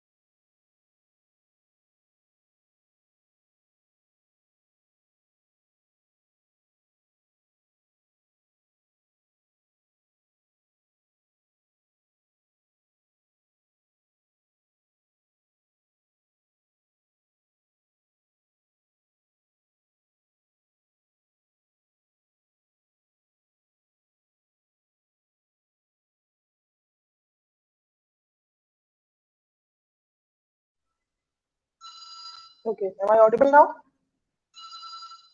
Sir, yes, sir, you are audible. Actually, there was an internet connection issue, so No problem, sir. No problem. No problem. Kindly continue. yeah. Okay, so basically, I was presenting this slide where I was discussing the application of the linear algebra in RGB color scheme, and as I said, that computer do not understand the colors; it basically understands the value of the vector R3, and when you mix two vectors, so using the linear combination of these three vectors, basically total number of colors can be generated are around 16.7 million colors. And depending upon the value of the scalar which you choose, it creates the color. So for example, if I take the 100, which is basically the pure red and the green, and I will get the new vector as 110, and for computer, this is the yellow color. Or for the screen, which you can see is a yellow color. So 110 is the color yellow for the computer, and you see yellow color here. Similarly, if you want to increase the brightness, you just scale the vector. Whatever brightness or whatever color you want to increase the brightness, you just scale the value of that vector. So here, basically, it represents that 0.8, 0.4, and 0, 0 means that you have normalized the value. So earlier, each component was taking value from 0 to 255. Now, after normalization, you get the value between 0 to 1. And when you scale it by 0.5, you get the new vector, which is 0.4, 0.2, and 0, 0. So basically, what it does is it's dimming, or it is lowering down the brightness of that. And similarly, when you take the scalar greater than 1, then basically it enhances, or the brightness increases, right? So this is how you use the scalar multiplication in changing the brightness of the color. Similarly, you can see that, as I told, that if you take the linear combination of these three vectors, depending upon the scalar, you can basically create the 16.7 million colors from these three colors. And then, as I said, that the scalar C can take the value 0, 1 if you are normalizing, and if it is taking values from 0 to 255. And in a similar way, since it is not taking all the values, we are saying that the colors is generated by a cuboid, because the restriction on C is there, which can be taken on the 0 to 1 or 0 to 255. So now the cuboid color can be represented by, let's say the origin represents the black. When you take 111, it becomes white. Now, when you take 110, it is yellow. And then when you take 011, it is can color. So if you go out of the bound, let's say either you take, if you are not normalizing, if you take the value greater than 255, it basically clamp to white. The complete screen becomes white, and when you are taking less than 0, it clamp to black. So you can't identify the color on the screen because it is out of the bound. So in the case of basically the RGB color scheme, it basically spans the vector which is lying between this cuboid only, because of the restriction on the values of each component of the value C. Okay. Now, the next is, if you relate this concept with the matrix multiplication or the linear transformation on any of the vector, we all use this filter nowadays. And we see that how the normal image which you take through the camera has been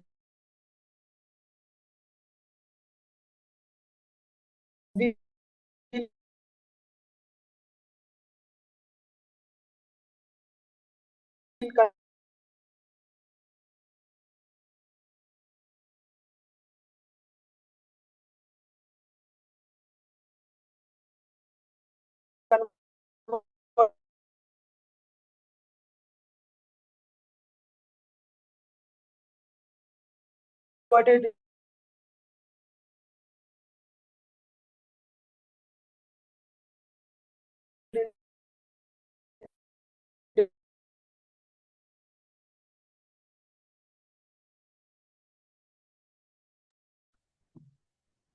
Oh, hello, sir. different.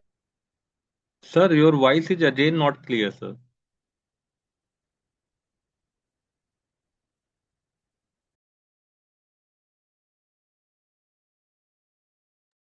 Participant, there is some technical glitch. Kindly wait for a few minutes.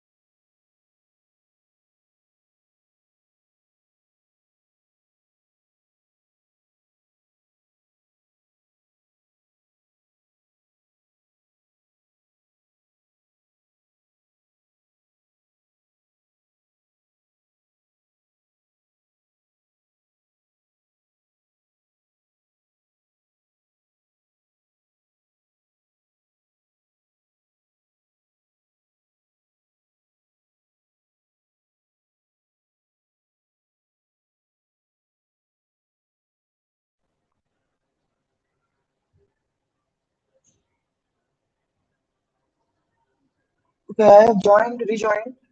Am I audible? Yes, sir. Yes, You sir. are Yes, audible. sir. You Yes, are sir. audible. Audio. Yeah.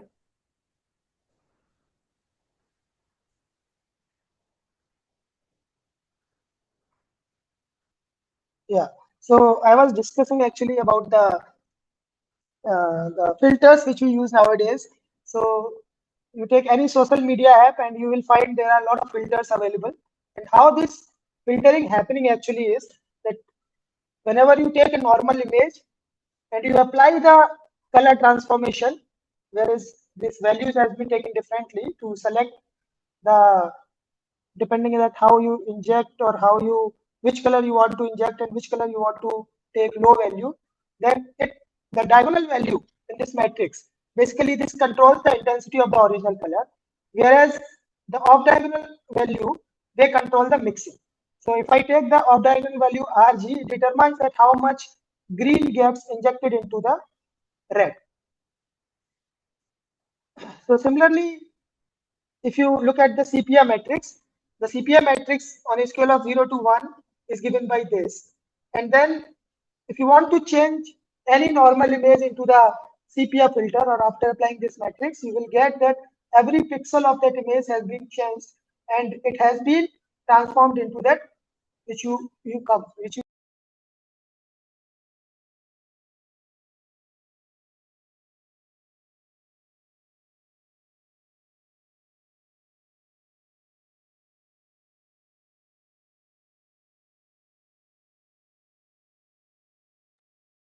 Sir आपका mute हो रहा है sir kindly unmute yourself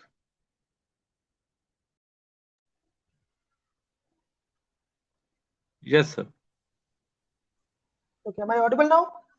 yes Yes, sir sir. yes Yes, sir sir. yes Okay. I don't know, means automatically it was I have not done anything, but it happened automatically. Well, sir, So there is now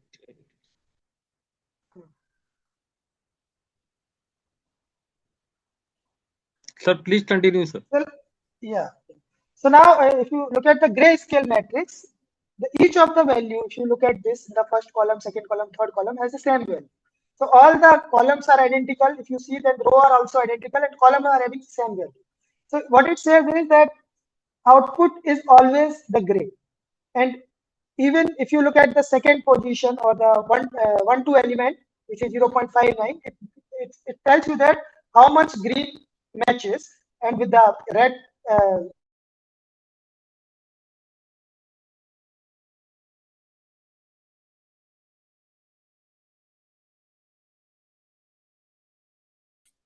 used in this manner. Linear algebra. So we have discussed that already that for a computer that every image is not a picture, it is a data set of thousands of 3D points in the RGB color space. And if you have a pixel, the information of every pixel present in the image, you basically have the vector RGB.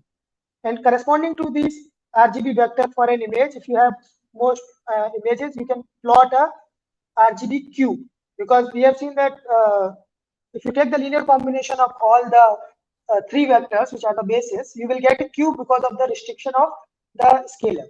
So let's say if you want to plot the cube, and if you have a photo of the forest, now in the forest photo, most point will cluster in the green region. Okay. Similarly, if you take the sunset photo, the most of the points will be basically, if you see that it will be from dark red to bright yellow. So in the cuboid, which you are basically plotting, it will be giving the cluster, more clustering towards the, depending upon the color in the images.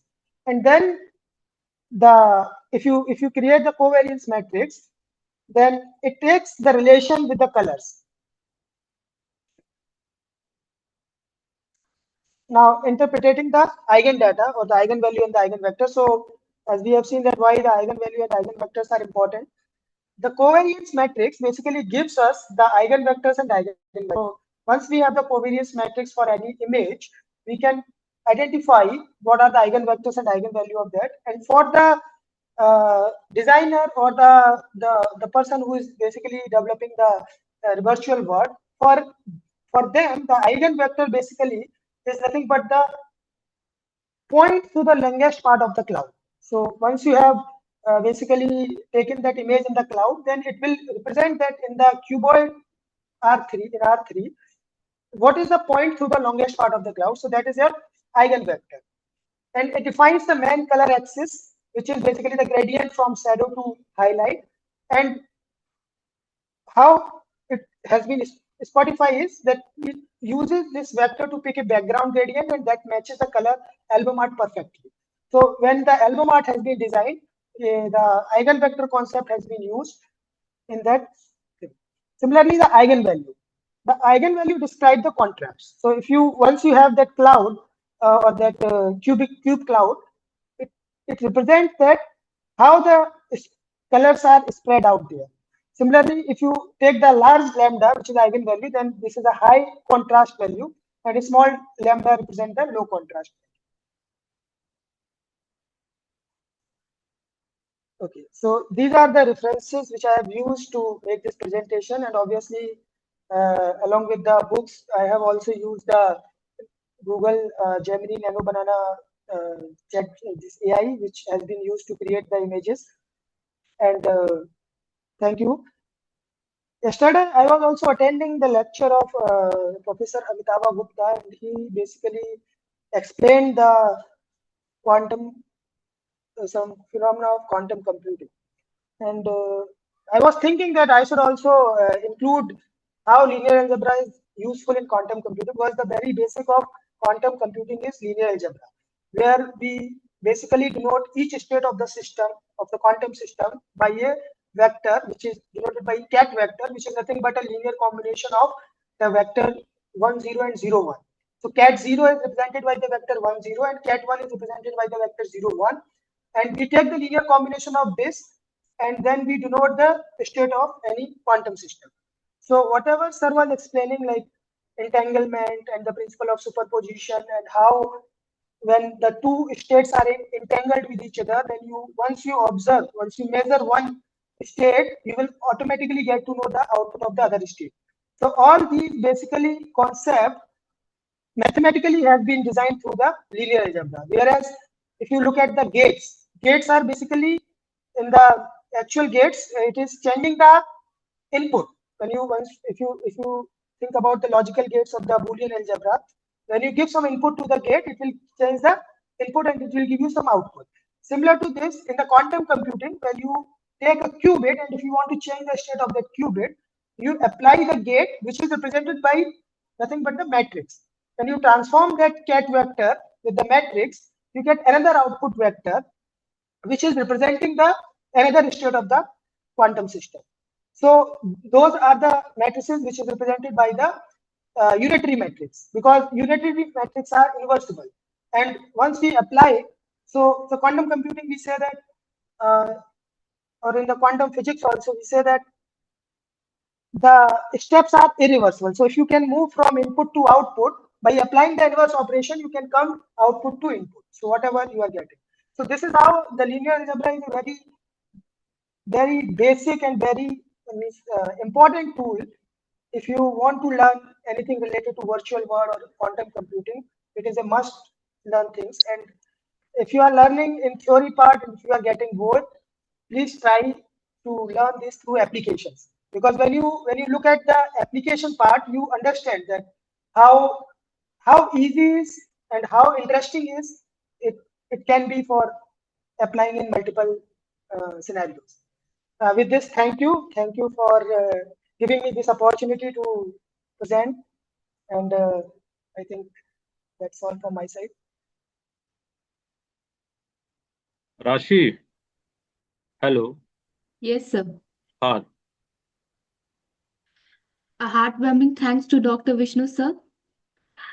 Any further questions would be welcome. Please do write your questions in the chat box. I repeat, please do write your questions in the chat box. Beta, kindly open your video. Sir, it's open.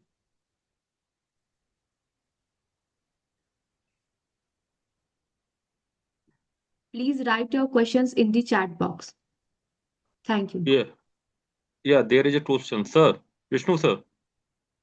Yes. In chat box, there is a question. Yeah. Okay. Let me open the chat box. Keep the CPA part. I will be able to hear that. Yeah. Okay. So if you look at the CPA, basically when you apply the filter, it is nothing but the transformation of your pixel vector. Okay, let me share the screen once again.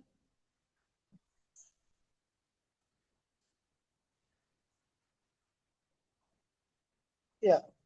So this is the basically the values in the CPA matrix. Okay, now suppose you are having an image which is a normal image which we have taken through the camera, and now you want to change this, you want to apply this sepia filter on that image. So what computer or what your this mobile is doing is basically the engine which is changing this to the sepia form. It is for every pixel of that image. Each pixel contains the information of RGB, where R represents the red color, G represents the green color, and B represents the blue. So what is the value of each pixel in RGB? And then when you apply this matrix on that vector, you get a new vector. And that computation you have to do for every pixel present in that image.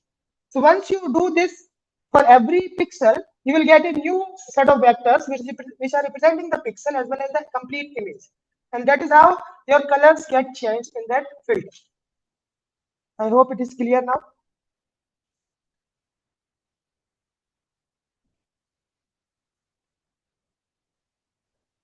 Okay, the other question is, given a matrix, can we find a linear transformation? Obviously, it depends that because when you define the matrix, basically what basis you are taking. Yes, so with a chosen basis. Correct. So see, I was not presenting it mathematically. If you go mathematically, there are a lot of things which we can add here. But I was just relating the two things with the virtual world. Okay, so that is what my perspective, because as I go through the flyer and the brochure, it was for the computer science engineering, and for that mathematics should not be like it should not create a fear in the student's mind. So that is why I have taken these images, and I tried from my side that it should look simple and students can relate from their life or from their virtual world.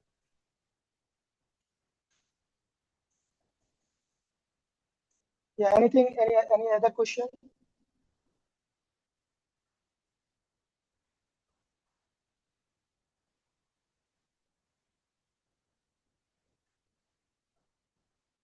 Rashi, now you can conclude.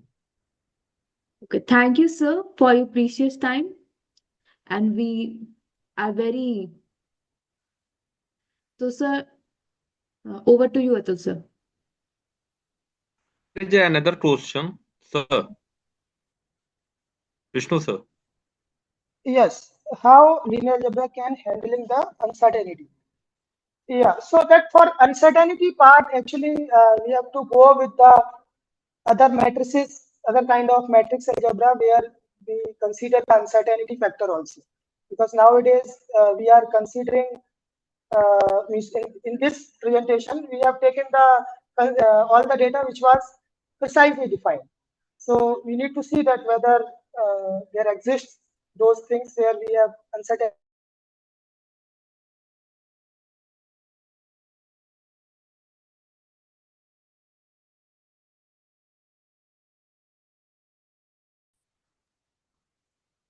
Sir, you are not audible, sir.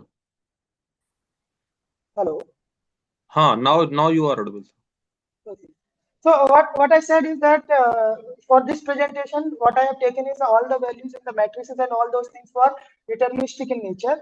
But of course, for uncertainty, you have to consider that how the random variables or how the value which are uncertain can be considered and how we can use it. So that is a part which we need to see that what are the advanced courses on this has been going.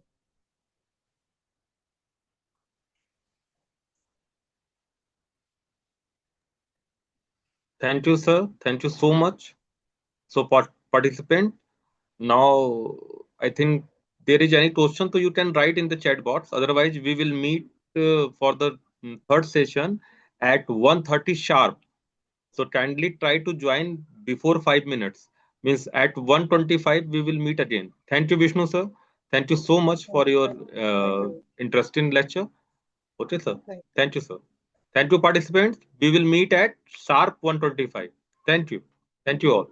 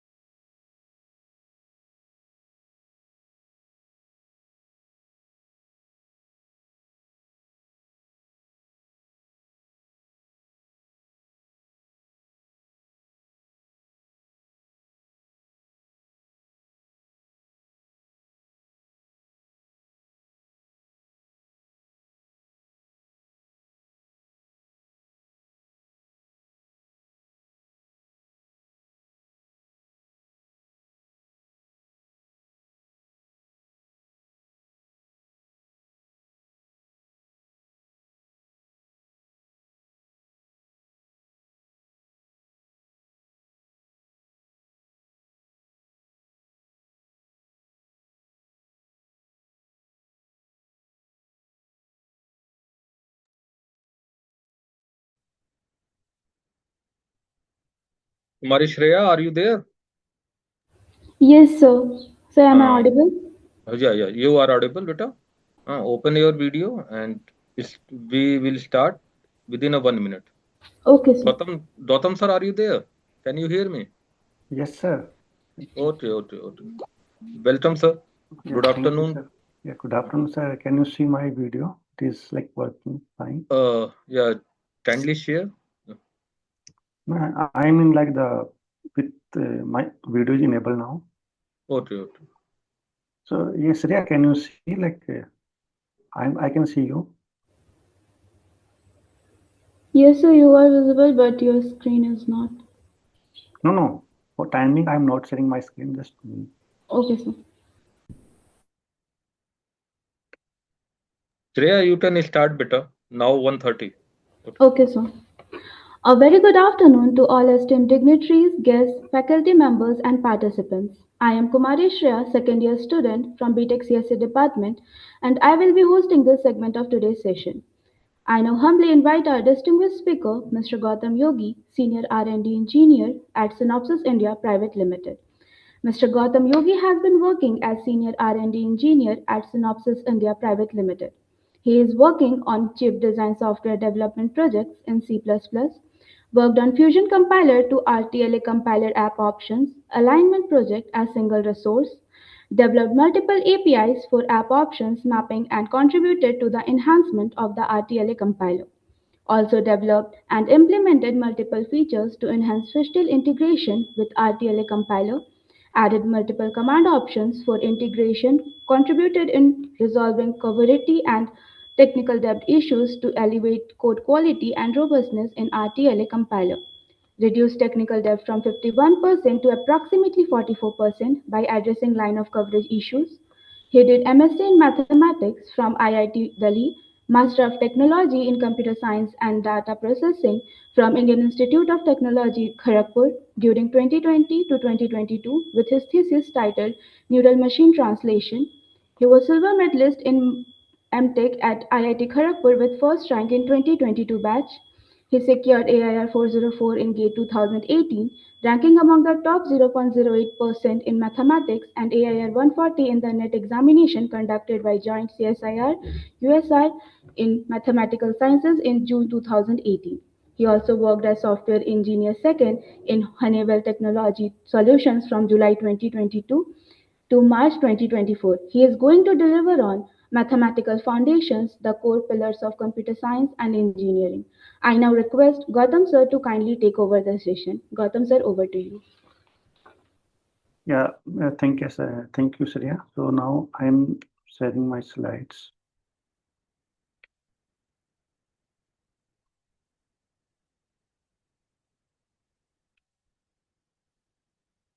Can you see my slides? Yes, sir. I'm playing in PPT mode. Yeah. So now everything is working fine. Like my voice, like this one, my screen. So we can start.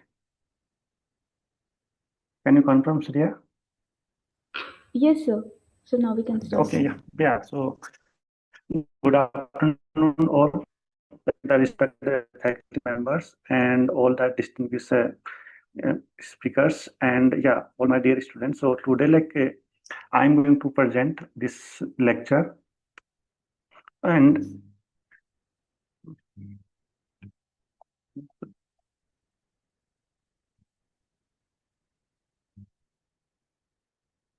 yeah, now it is working fine. Yeah.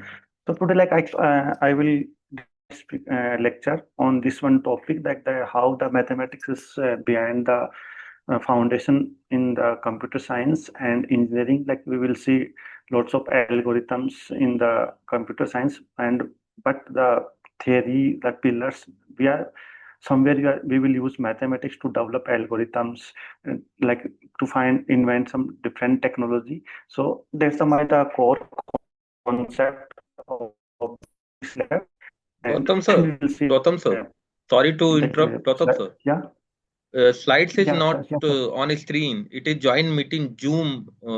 That's one on screen. So your slides is not on screen. Sorry, sir. Just a minute.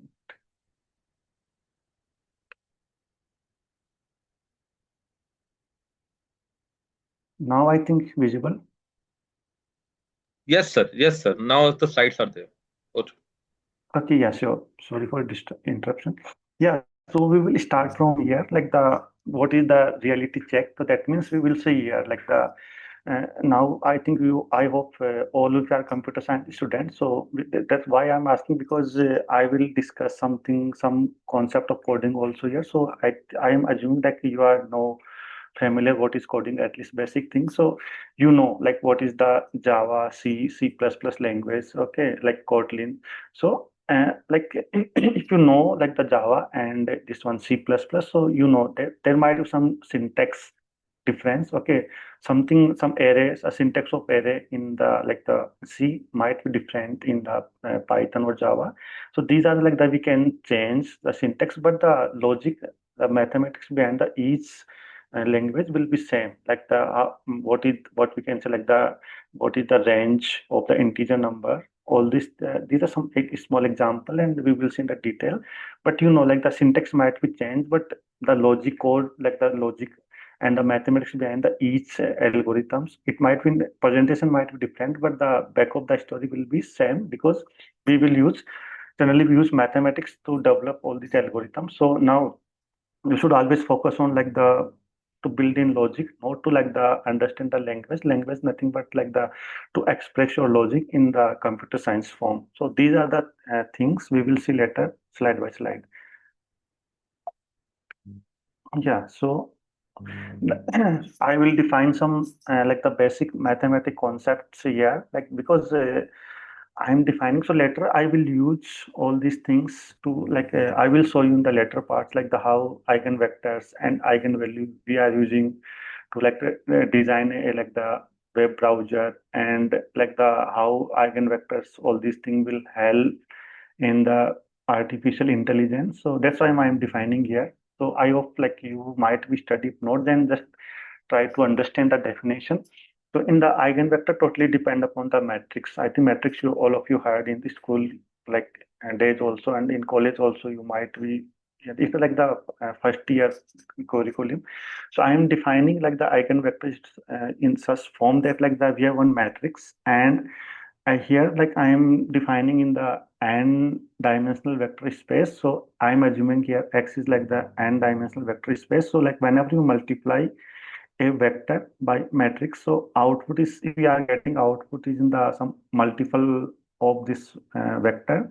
So so that vector we will call is eigenvector, and this scalar number we will call is the eigenvalue. Okay, and in this one, so this is the like the important thing here. You notice like the whenever you multiply the vector to the this matrix, so we'll and like here x is not changing. So that means we are multiplying our x by some number. That means like it only get scaled, either it stretch or it will shrink. Okay, these are the things like we will use all these things in the artificial intelligence or especially in the deep learning. I will show you later. For time being, you should understand only this thing like the how what is the definition of eigenvector. Simply nothing but whenever multiply a vector by a matrix, so it will we will again we output will be vector, but we have some scalar multiplication is there. Okay.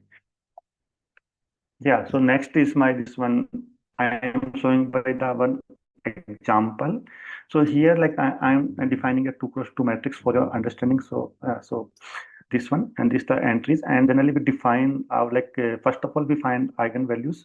So eigenvalue, this the formula of this one, the determinant of a matrix. So generally we put here what we can say like the a minus I, this is the identity matrix, and into x equal to 0. This is the like the form. So I'm not going to detail, but you should understand like for time being, like this is the characteristic polynomial, and we generally find these are the quadratic equations. After solving, we get two values here. One is 11, second is 1, and based on these two values, we got our eigenvectors 2, 1 and -1, 1, 2. Okay, so these are the same simple mathematics you generally study in your like the academic curriculum. Now we will go like we will take these are the basic concept, and next in slide I will show you the how we can use these eigenvalues and eigenvector concept in the real life. Okay, yeah. Now I will show you here. So suppose if we want to search some word in like the Google browser, okay, Chrome, Edge, whatever. So one thing like, did you notice here? Okay, so here I put just Apple here. Okay, now like the I'm getting the information related to Apple here.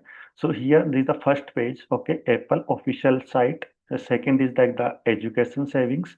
Third is the new iPhone 17 Pro and Apple Watch Series 11. Okay, so these are the one, two, three, four. Yeah, so whenever we just type one word in the browser and we got four pages here. Okay, so now here the one simple question is like there are in the web browser there are like billions of pages in here. Okay, so question is that like how we can arrange these pages such that the top page should get more relevant information corresponding to the Apple. So these are the problem statement. Okay.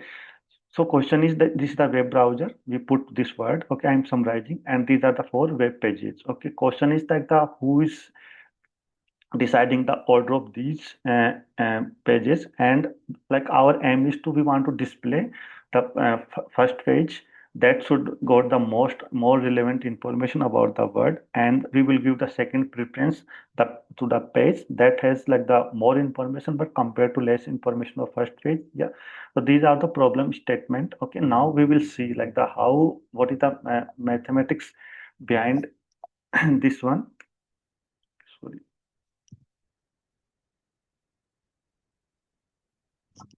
Yeah. Okay. So here, like, yeah. So the concept is here. These two things we already discussed. Like we put one word, and like how does a web browser find the most relevant web page? Okay. So I have already shown you. Now, like we will see here, the concept is ranking the entire internet, and behind this, these are one algorithm here, page rank algorithms.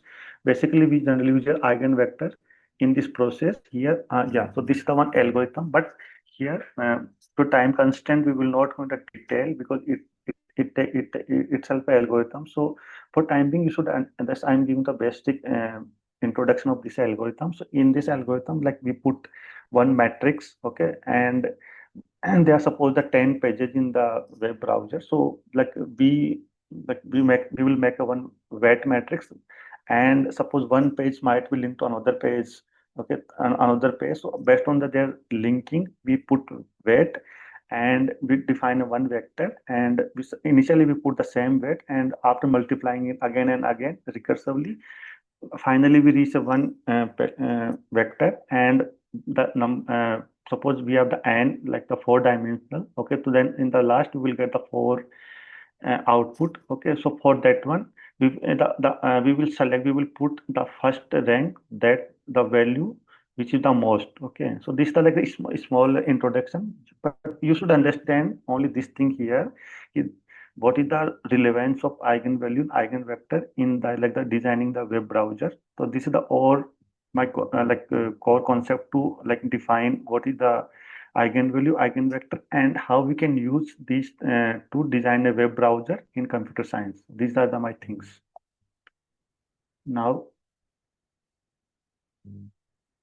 we will go in the next slide. Yeah. So how one topic like we covered. Okay, these are like the linear algebra, basic calculus. Okay, that I have done. Now like I am shifting to another topic. Okay, so like the how cyber security and number theory and like the how cryptography will help to like the provided data security. So in this is my next chapter, or we can say. So and now we will discuss about how number theory will help to data security layer. So here, like the today's world, we can see like the lots of data is generation here, but parallelly we need to keep the how we can secure our data, because data leakage might be like the very dangerous things, and it reveals like the unnecessary information. So we do not want to. But question is that like the which algorithms are here to implement this one, what we can say data security. And now we will understand for time being, like we will understand how mathematics or like the number theory or like the cryptography will help to make a data layer, or how we can like make a data, how we can provide a data security to all the users for a particular application and in general. Okay, so what is the problem here? Like we want to avoid unauthorized access. That means a database should not be accessible to every person. Only authorized person, okay, should access that particular data. And for that one, we need to like authentication should be there, okay. And you can see multi-factor verification also required. One of the example here, the Gmail account login. Whenever you log into Gmail, so you see here like the two ways, like the one first you enter password, and generally you receive one pop-up like to it, like you generally say yes, I am in. So these are the two way to like enhance the security. But all these things, these are the problems, like how we can define like the unauthorized person should not access that particular data. But now we will see like the how mathematics or like number theory can help to design a one algorithm that will provide a data security. Okay, so all of you heard about the prime numbers, okay, in the school. So prime numbers, like now today we will see like the how we can use prime number to design a one mathematical algorithm that provide a data security. So core concept, I am taking the one example, one algorithm here, like the RSA encryption. You might heard study also in like your academic curriculum, if not, but don't worry. So just I'm explaining the like upper like overview. So we generally take the two prime numbers, okay, and we design a one number n which is the product of two prime numbers. So what is the like the question is why we are doing all these things? So because like we can design a number by product of two prime number, but in the reverse. So that means suppose you have one number n, and we need to find like a two prime numbers with a whenever to such that when product of p and q should be equal to n. But that is not like the easy task, okay, because the supercomputer also take thousands of years. So this is the core concept, like the how we can use prime number. So we can so based on this product of two prime numbers, this RSL encryption algorithm is designed. And there's some, but again we will not go into detail, but just you need to understand, like whenever you study number theory like cryptography in your school day, so that time you should be aware ki these are the, like not just for study purpose. There are lots of good applications we can design, okay. All your like the what we can say banking transactions and like the ATM password, all these things we use here cryptography and this one number theory concept. For time being, we will not go into detail of this algorithm, but for understanding purpose, like I can explain like the how we can use these numbers. Okay, I'm going to next slide. Yeah, so again here I will explain the one like the most very important concept of here hash function and the digital signature. And we will see like how we can help like the data transfer from one user to another user or networks in the secure way. Okay, now like we can see here all we are using internet here. So that means we are sending I'm giving to one example here. Suppose you want to send one email, like one document or one email to one person to another person or the network. So question again is that how we can provide a data security. That means the data should not be tampered. Okay, so tamper meaning like the suppose I made a one document, okay, and I'm sending you to another person. So in between the data should not be tampered. That means the receiver end should not be received like corrupted or altered data. So for that one, again we use here one is the hash function. So hash function is nothing but like that we provide a one input like whatever input, and it generate a fixed length some what you can message token number whatever. And this is the use of this hash function. And whenever we send a one message over the internet, so along the message we attach our one generated number which is by the hash function along the message. So now like the user receive two things. So receiver end it will receive two things. One is the message, alongside it will receive the one number which is generated by hash function. Okay, so now receiver can verify the mess like the message that received is original or not by the calculating the hash. So what we'll do here, the receiver will calculate the hash, but like whatever the data like that they received, based on the like the calculation, if the received token like the fixed a unique digital length is same as the like the what like he or she like generated on the receiver end. Both the data like the token number or the fixed length message generated by this hash function is same. So that means the person received the data without alteration. So these are the like the concept. Again, in the hash function we use some mathematical concept again here, but again I will not go into detail. But for time being, like whenever you study hash function, that time you should not look like it helps to make a digital signature along the meshes or the internet. So these are the like the uh, explanation of the number theory, cryptography, and its application. So you should be aware whenever you're studying all these things and uh, designing some micro project, all these things, so you can understand how the prime numbers and like the cryptography algorithms help to encrypt the data and provide a security layer to different applications. Yeah.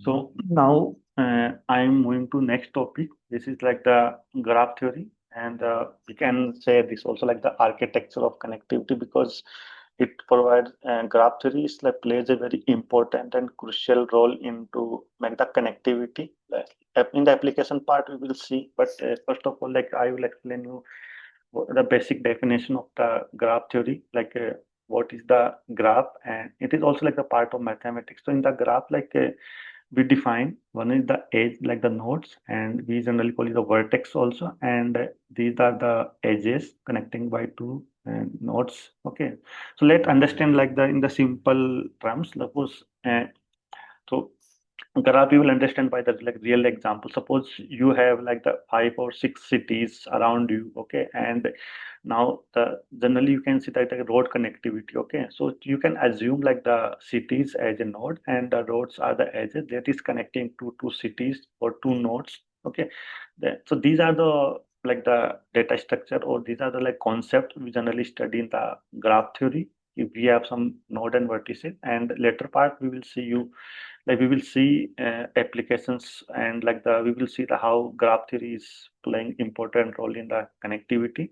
So these are the, like the basic definitions. For time being, you can assume like the these are the city and these are the roads, and they are connecting to each other.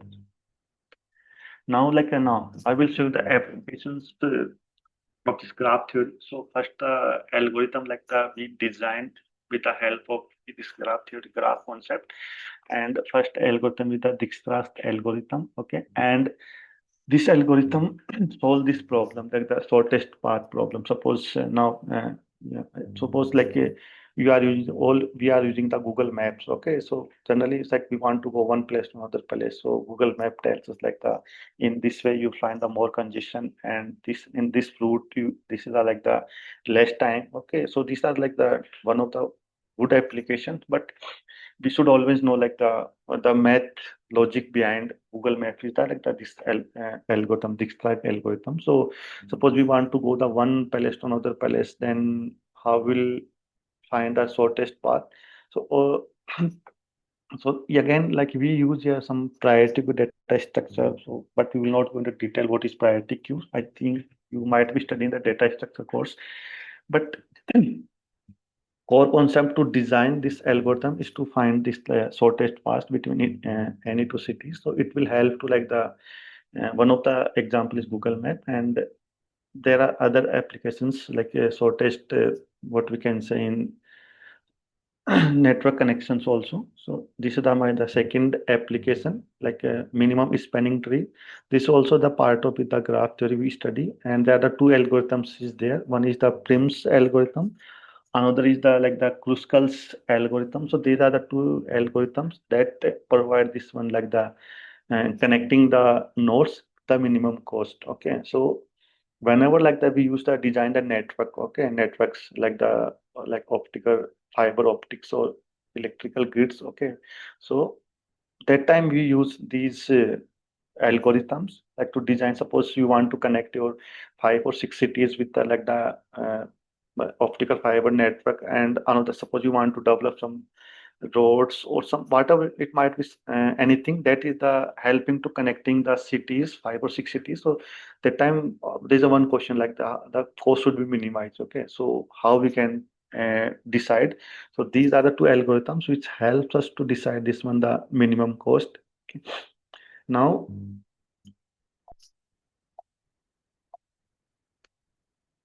Sorry. Okay. So now the one is cycle detection. So in this one, like the again, like in the connecting the nodes, we can suppose let us understand like this way. So there are the four cities. Okay, so the city one to city two, there is a road city one, two to three, three to four, four to one. So there is a one cycle in this one. So there is a algorithm in the graph theory, so we can detect the cycle, and based on the cycle, there's a one application is like the fraud loops. Okay, so used in the banking to detect the fraud loops on money launderings where like the funds move in a circle to hide their origin. Okay, so generally you can see that when the fraud loops, so like the people always skip from the origin, so that time they flow the data in the circle, so in the cycle, so but we can detect the help of this graph. So these are the like the applications of this one. Yeah, now my third topic is the artificial intelligence. Okay, so this is a today's word. You can see like now I will explain you in this topic like how mathematics like using to like develop the artificial intelligence, and how this one what we can select the linear algebra, linear transformation. Now they are using to like develop very different models of AI. Okay, so now we can see here like what we can say, there are lots of AI tools. Now we are using one is the, like the Chat GPT, another is like the Google Gemini, Perplexity. These are the some AI tools like LLM models we are which we are using our day-to-day life. Okay, so now the question is that like the what is the like the concept behind these models? So artificial intelligence nothing but like the we want intelligence in the artificially, not like natural. We all are human, so human have some intelligence. So same thing we are expecting from machines also, but like the machine, it cannot like straightforward. Like we need to give some data. Okay, so based on the data, then they provide some output. So these are like the basic definition of like the intelligence. So all the AI models we use, first of all, like the process is the same. Like the we have model, we need to train. Then we have to train, like we have to training them like that. These are the data. If you receive this kind of data, then your prediction should be like this way. If you are kind like data related, suppose weather related data, so your weather forecast would be there. If you are getting related to data and something what we can say like the you are getting the like the data of like, lots of transactions, so your prediction should be like the banking transactions.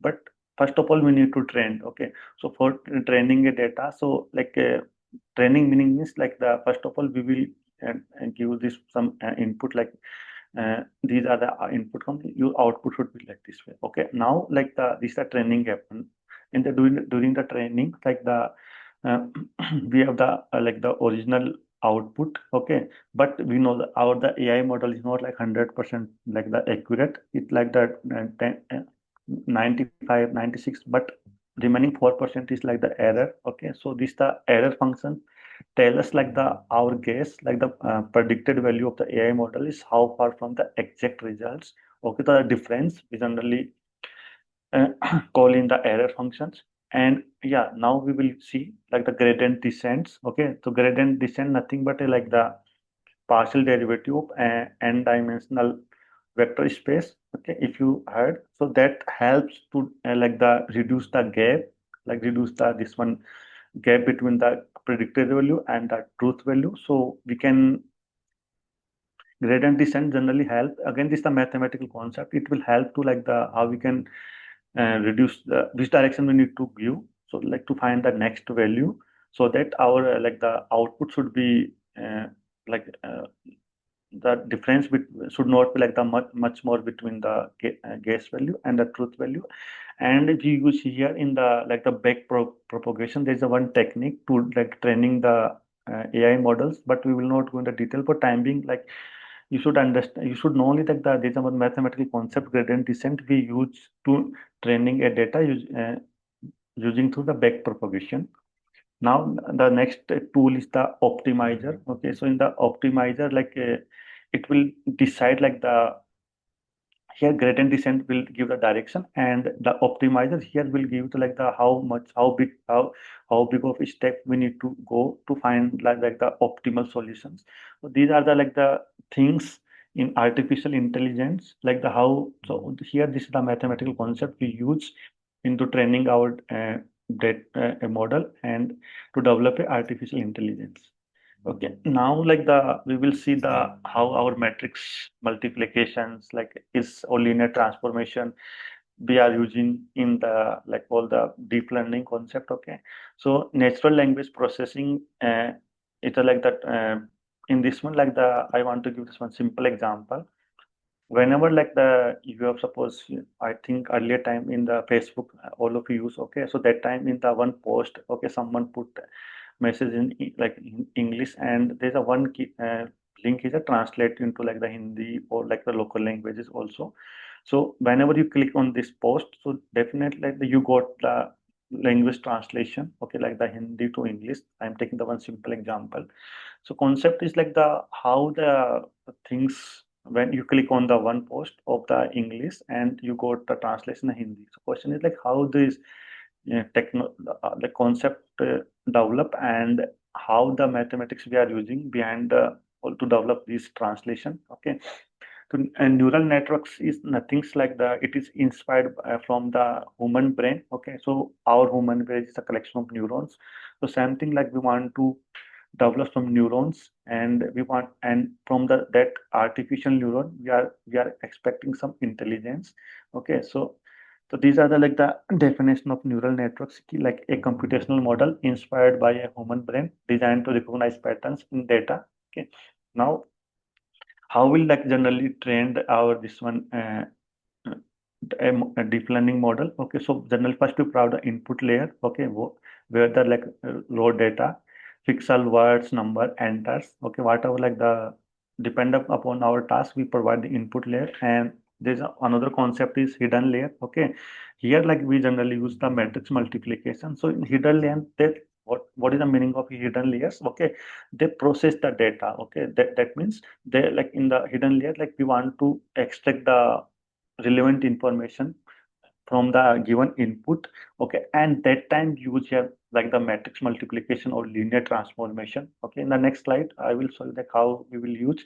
For timing we should understand that the hidden layers totally based on the matrix multiplication, and generally we extract data from the input layers, and the output layer is the like the final predictions, like this is the cat or this is a seven number. Okay, so I will show you later. So this is the image of a cat.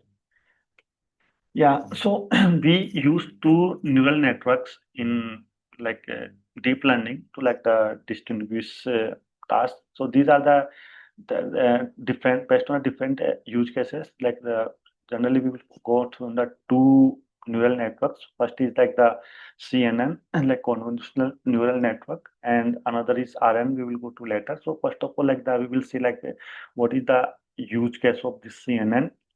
So CNN, a deep learning algorithm, is specifically designed for spatial data images. Okay, so spatial data images means like the data which has like the coordinate, or we can say like the 2D planes data. Okay, for timing understand. So 2D planes means like the we have the coordinate x y. So it should be like the left side of the value, right side, up, down, left, right. So that means for a particular point, it should have the collection knowledge of its neighborhood also. Yeah, so it understands the position of the pixel matters in relation to its neighbors. So that's the meaning of spatial data.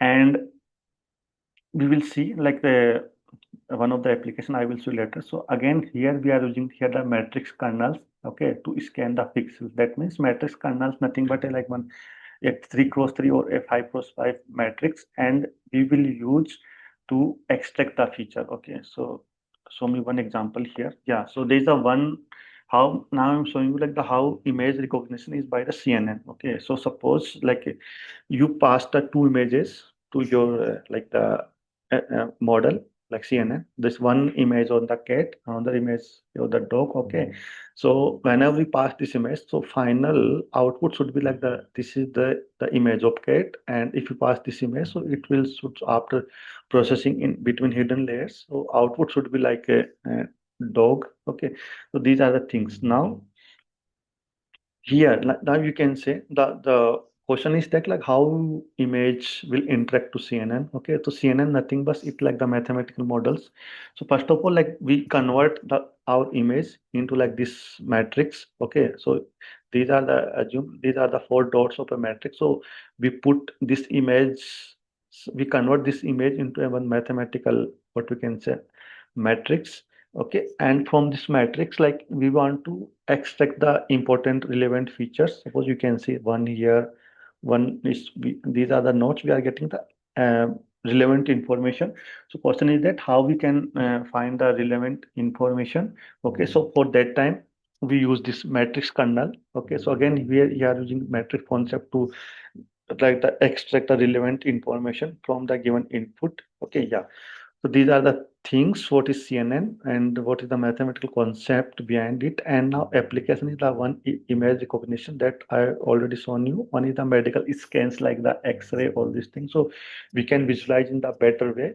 So these are the one application of the neural networks. Now I'm going to next. Yeah, again, yeah, this is my RNN. So this is the another like the good concept in the neural networks. Okay, so I will show you the one example of here. So this like neural network is designed to have the information for sequential data. Sequential data means like the like in the next data is depend upon the previous data. Okay, so I will show you the example. So again, like the where we use our what we can say application of this RNN. Okay, so when we use here the language translation. Okay, so yeah, now I explain this image. So question is like so yeah, yeah, again, we will discuss the same example of our Facebook post. Okay, so whenever you click on this one, suppose someone want to translate this language, okay, over the line, okay, and to the Hindi sentence, okay. So question is that how we can transfer, like how we can translate this language, okay, and which neural network which will use. Okay, so here generally we use here RNN, and RNN like we define it based on the sequential data, because you can see here like the in the language translation generally we depends upon the what is the subject. Okay, suppose the subject is like the plural or singular, and based on the subject verbs generally we decide like the it will singular and plural. That's why that's like we need to have the previous information, okay, to predict the next word. Okay, so these are like the architecture of RN. We pass this one over the line. These are input layers, and these are all the hidden layers. Okay, they process the data and they generated one vector, and now we feed this vector. Okay, and now we generated this word like the line to this one Rekha, and now like we will pass this generated word to this as an input layer, plus this the process input. One vector is here, one word here, now we'll pass here. So here we can see the RNN is depend upon the previous information. Okay, so these are the application of RNN. How we can like sorry, how we can translate the English sentence to Hindi sentence. And okay, now we can see here like the this prediction of this word, it totally depend upon the previous word. Okay, and here for this word, it depends on the one word that is generated, and another the process information. Again, so we use here the linear transformation that kept the generally keep the information of the generated word and this process information. Yeah, so these are the like the application of in the neural network RNN of this linear transformation and matrix multiplication. And yeah, and speech recognition also, like we can deduct the speech and predicting the stock market trends. Also in this concept, in this thing also we use our RNN. These are the application. Okay, now like the I will give you some like the in coding. Okay, all like how we can use how the mathematics help to develop or problem solving in your like the coding problem.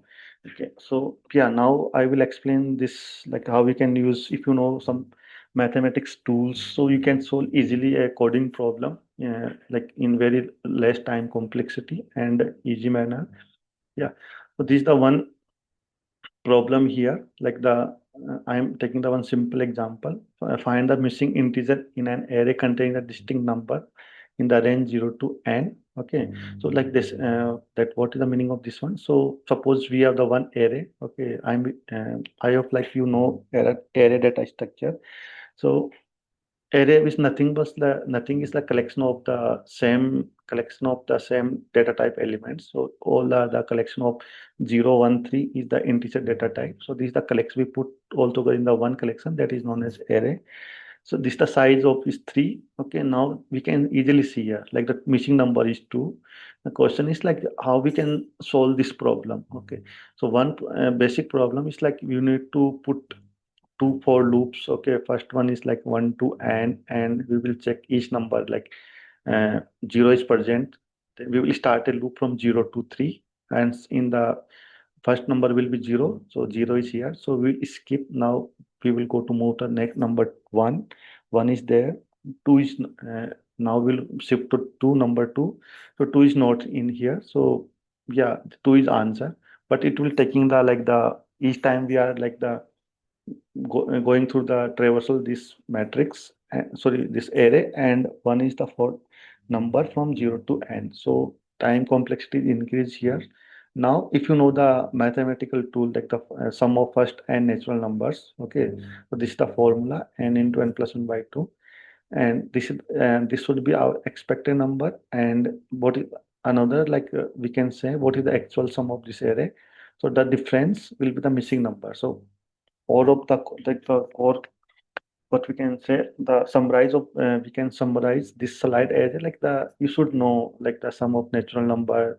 Okay, and like the what is the geometric series, harmonic series, all these things not indirectly but they indirectly help to problem solving in your data structure algorithms. Okay, and in the next slide, yeah.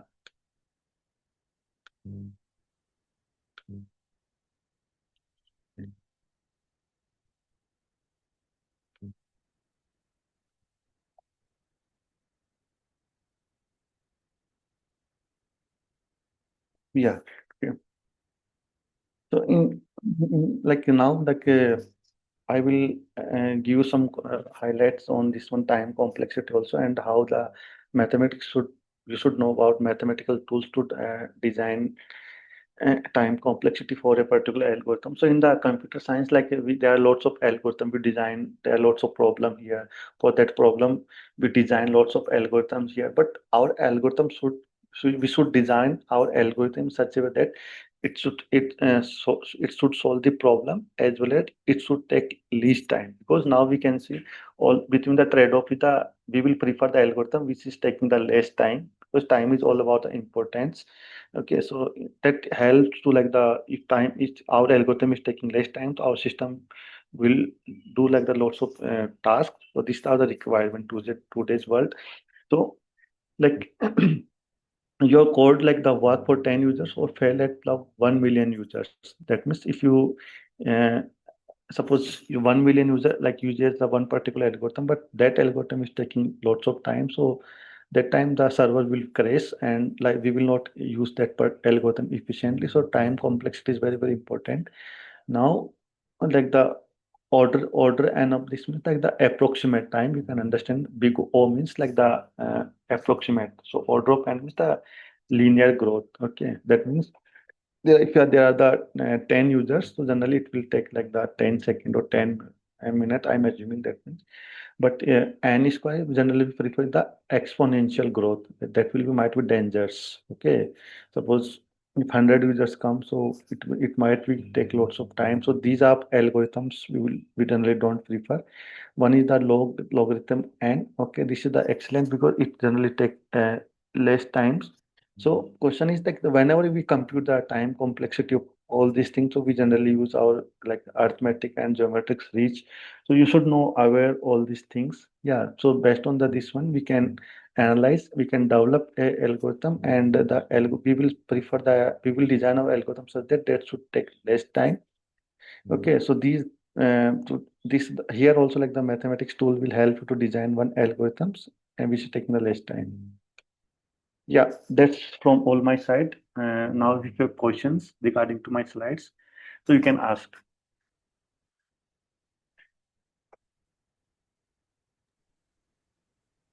Shreya, Thank you, sir, for sharing such valuable insights with us. We will now open the floor for questions. If anyone has a query, please type it in the chat box. I repeat, if anyone has a query, please type it in the chat box.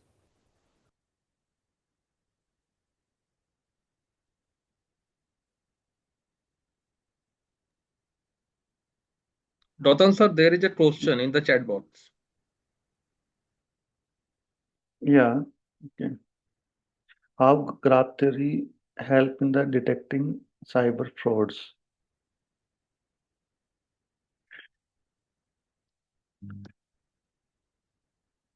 Okay, so like you can understand here, like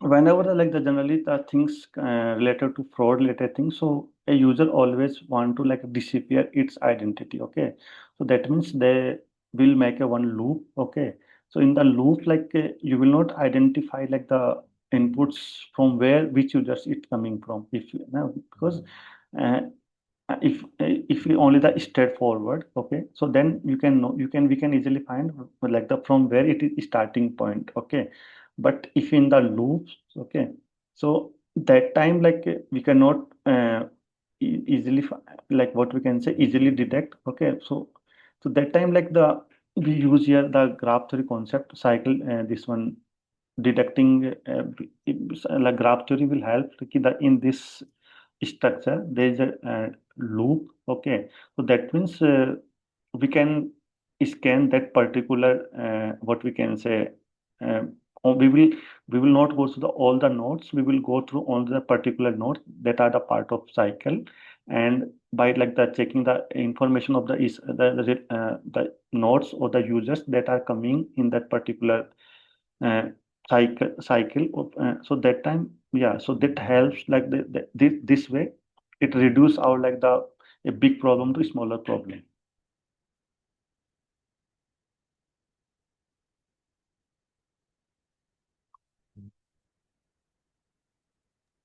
Shreya, Yes, sir. Okay, Thank you, and sir, if for you, yeah, okay, and if you addressing want all to the go questions so detail, yeah, clearly. If sorry, there are no, yeah, there's a there is next, one more question in the chat box. okay.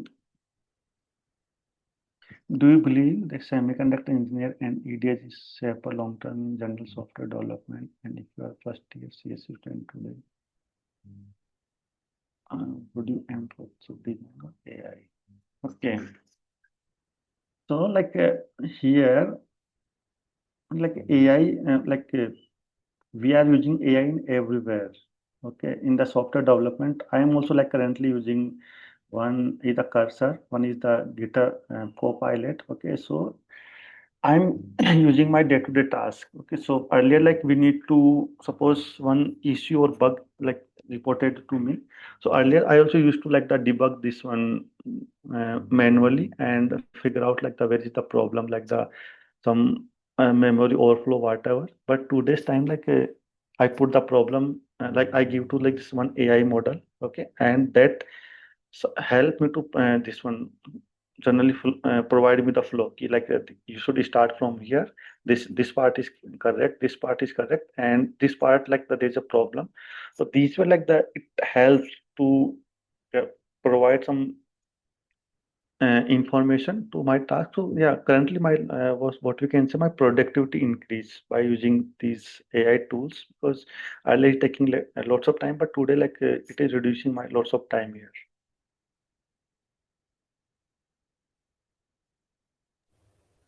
But yeah, for your safer side, like right now, like we can't predict like the things in which direction it will go. Like so, but question is that how we can be more relevant. So better like to develop your skills. We should develop our skills so that it should relevant to market. So that's why like this is only the safer side. But now there's only one I can say, and based on the like the current trending, we should adopt like which skills we should we should learn so we can be more relevant. Okay, so now like earlier I don't use AI tool, but now I am using AI tools. So my like productivity is fast. So these were like if I don't use AI tools, still like I am doing my task the old way. So that's the my like risk of my job. Otherwise, like with the evolving technology, you will find lots of another space. Okay, so just these are answer for you. So next question is why it easy to multiply two prime numbers, but it's difficult to factor their product and how this property secure RSA.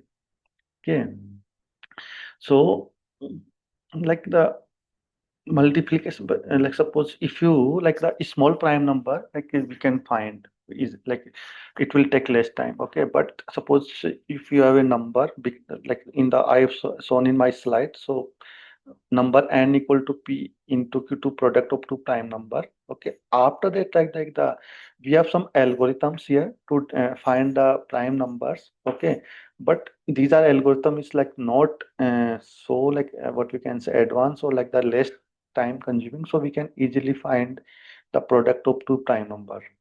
Yeah, so currently like we whatever we have algorithms generally that takes lots of time. So these are the like answer for you.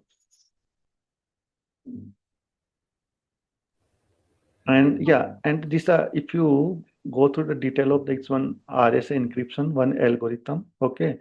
So that time, like with the like a whole concept in RSA, okay, we use one Euler functions, okay. Based on these two prime numbers, we design public and private key. Okay, these are detailed like a description of RSA. If you want to go through, you can Google search and you can find easily like the how these two prime numbers helping to design public and private key. Thank you, sir, for addressing all the questions so clearly. If there are no further questions, we will conclude this No, session. Shreya, wait. Gautam, Yes, sir, sir. can you Yes, hear sir. me? Yes, sir. I just want your few minutes more. Okay. Kindly guide the student because they are the BTech first year and second year student. So what skill they will develop so that after 2 years they will be relevant to the market. ऐसा क्या वो सीखें 2 सालों के लिए किस पे वो ज्यादा वर्क करें ताकि 2 साल बाद वो मार्केट के रिवलेंट रहें और मार्केट क्या डिमांड कर रहा है या 2 साल बाद क्या करेगा. Kindly guide these students. Okay. So for like the fresher, like you should be like the good in our academic. That's a one thing. That means second thing like your what we can say your data structure like the coding and algorithm logic should be strong. Okay, this time so you should be practice of your data structures and algorithm. One is second is you should focus on your operating system, academic course and database management. These are the your and you should focus on your projects and like whatever you are designing your products. And I will select a try to find one internship during your semester breaks. Okay, so that time like you will get suppose you get a one internship in second year, then you will come to direct in the corporate companies and whenever interacting with the your colleagues, so that time you will understand like these are the skills I need to develop. And okay, so these are for fresher like the only the coding skills. And plus if you are interested, then you can learn like the machine learning and some AI tools.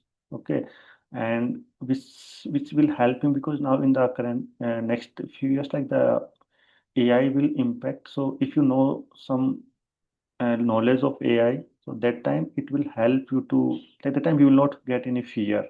But 5 to 6 years like it will not like impacting widely like very like fastly. So still like you should focus on your like the curriculum activity and academic curriculum and learn some data structure all these things. And yeah, time for timely you will understand, but your academic should be strong plus try to get some internship. So these are the my two suggestions for you.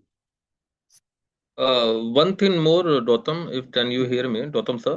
Yes, sir. Which type of mathematics or which type of you can say no basic mathematics or tool can help them to construct a good algorithm or you can say good programming? Which type of mathematics they can focus? Means So like statistic.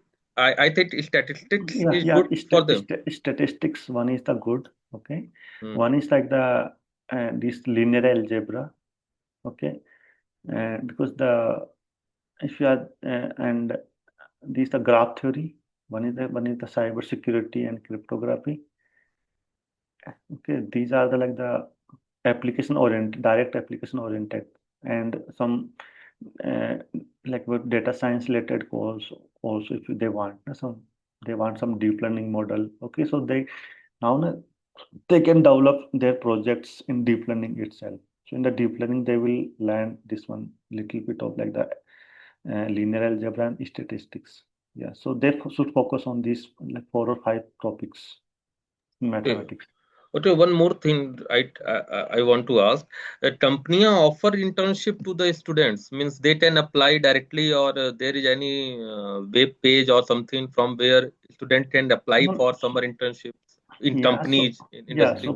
so like if you go to the Okay. company portal, so they are in first LinkedIn is there, okay, or company portal, like they can search their position opening for internship, or they can reach to like the working professional through LinkedIn. Okay, so like I also generally receive many requests from the internship. I like generally give them refer and they get general interview calls and further they like the onboard process. So these are the things like they contact to their seniors because they are working in company so they can guide. LinkedIn is there. So these are like the exploring these platforms they can get internship. So but I would suggest like in 4 year at least if they get 2 internship so the exposure will be different. Thank you. Thank you. Shreya. Yes, sir. So, on behalf of everyone, I sincerely thank you for your time and for sharing your expertise with us. It was truly valuable. I now request Atul sir to take the session forward. Yeah, Thank thank you for me. Like it was nice interaction. Yeah, connecting with thank you. you, Gautam sir. Thank you. Thank you, sir. So can I leave, sir? Yeah, okay. Okay, sir. Thank you. Okay. Uh, Dear participant, we will start the last lecture within a 5 minutes. Kindly wait. Uh, we are going to start. Kumari Arya, are you there? Yes, sir. Uh, okay. So we will start beta within 4 to 5 minutes. Okay. Okay, sir.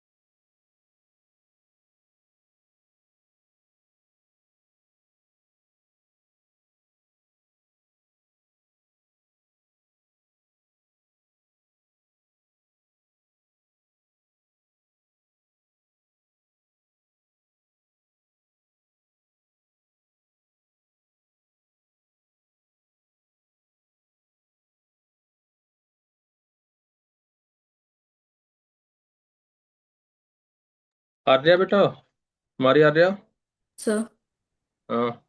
we can start, huh? Sir is there. Okay, sir. A very good afternoon to all the esteemed dignitaries, guests, colleagues, and participants. I, Kumari Arya Singh, a student of BTech CSE first year, I now humbly present invite our distinguished speaker, Dr. Saurabh Kumar, Department of Mathematics at Braj Mohan Das College, Dayalpur, Baba Saheb Bhimrao Ambedkar Bihar University, Muzaffarpur, Bihar. Dr. Saurabh Kumar has been working as assistant professor in the Department of Mathematics at Braj Mohan Das College, Dayalpur, Baba Saheb Bhimrao Ambedkar Bihar University, Muzaffarpur, Bihar. He holds a PhD in Applied Mathematics and Atmospheric Sciences from IIT Delhi, India, and a Master's in Mathematics from Banaras Hindu University, Varanasi. He worked as a postdoctoral research fellow at the University of Hertfordshire, Hatfield, United Kingdom, where he contributed to cutting-edge technology research in atmospheric and climatic sciences. He also served as a senior project scientist at IIT Delhi. His research focuses on mathematical modeling, air quality modeling, extreme weather events, data analysis, health and environmental impact assessment, bioheat transfer, algebraic structure, and approximation theory. His work contributes for advancing our understanding of complex environmental and atmospheric processes through applied mathematics and data-driven techniques. Dr. Kumar has published an international peer-reviewed journals, contributed to book chapters, scientific reports, and actively participated in international projects funded by WMO, UKNERC, TST, UGC, CSIR. His collaboration extends to both national and international research teams, fostering interdisciplinary innovations with a strong commitment to scientific progress. Dr. Kumar aims to make significant contribution to the scientific community through cutting-edge research in applied mathematics, data science, and mathematical modeling.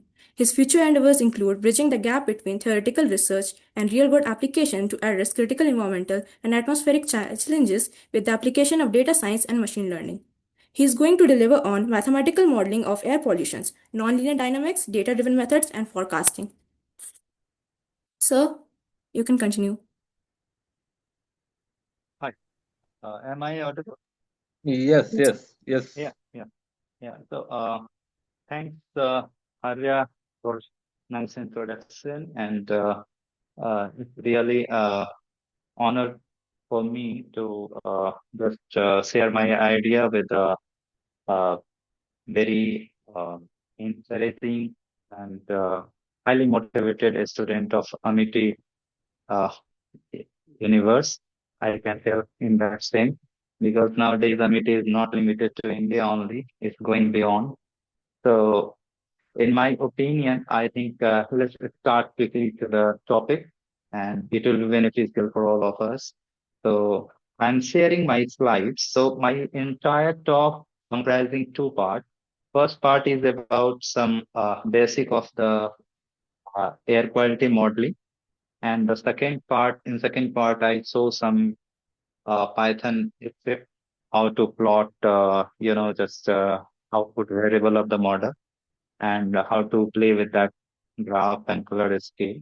And in the latter part, if I find some time, then I will also show where and how we run the model on the high performance computing system. And that really need lots of effort. So let's start quickly. And I'm sharing my slide now.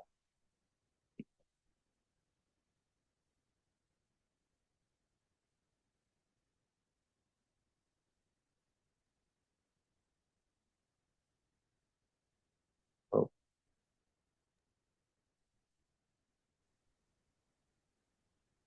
is it visible now? My slide is okay? Yes, yes, yes. Yeah. So, today, the topic of my slide is mathematical modeling of air pollution, nonlinear dynamics, data-driven method, and forecasting.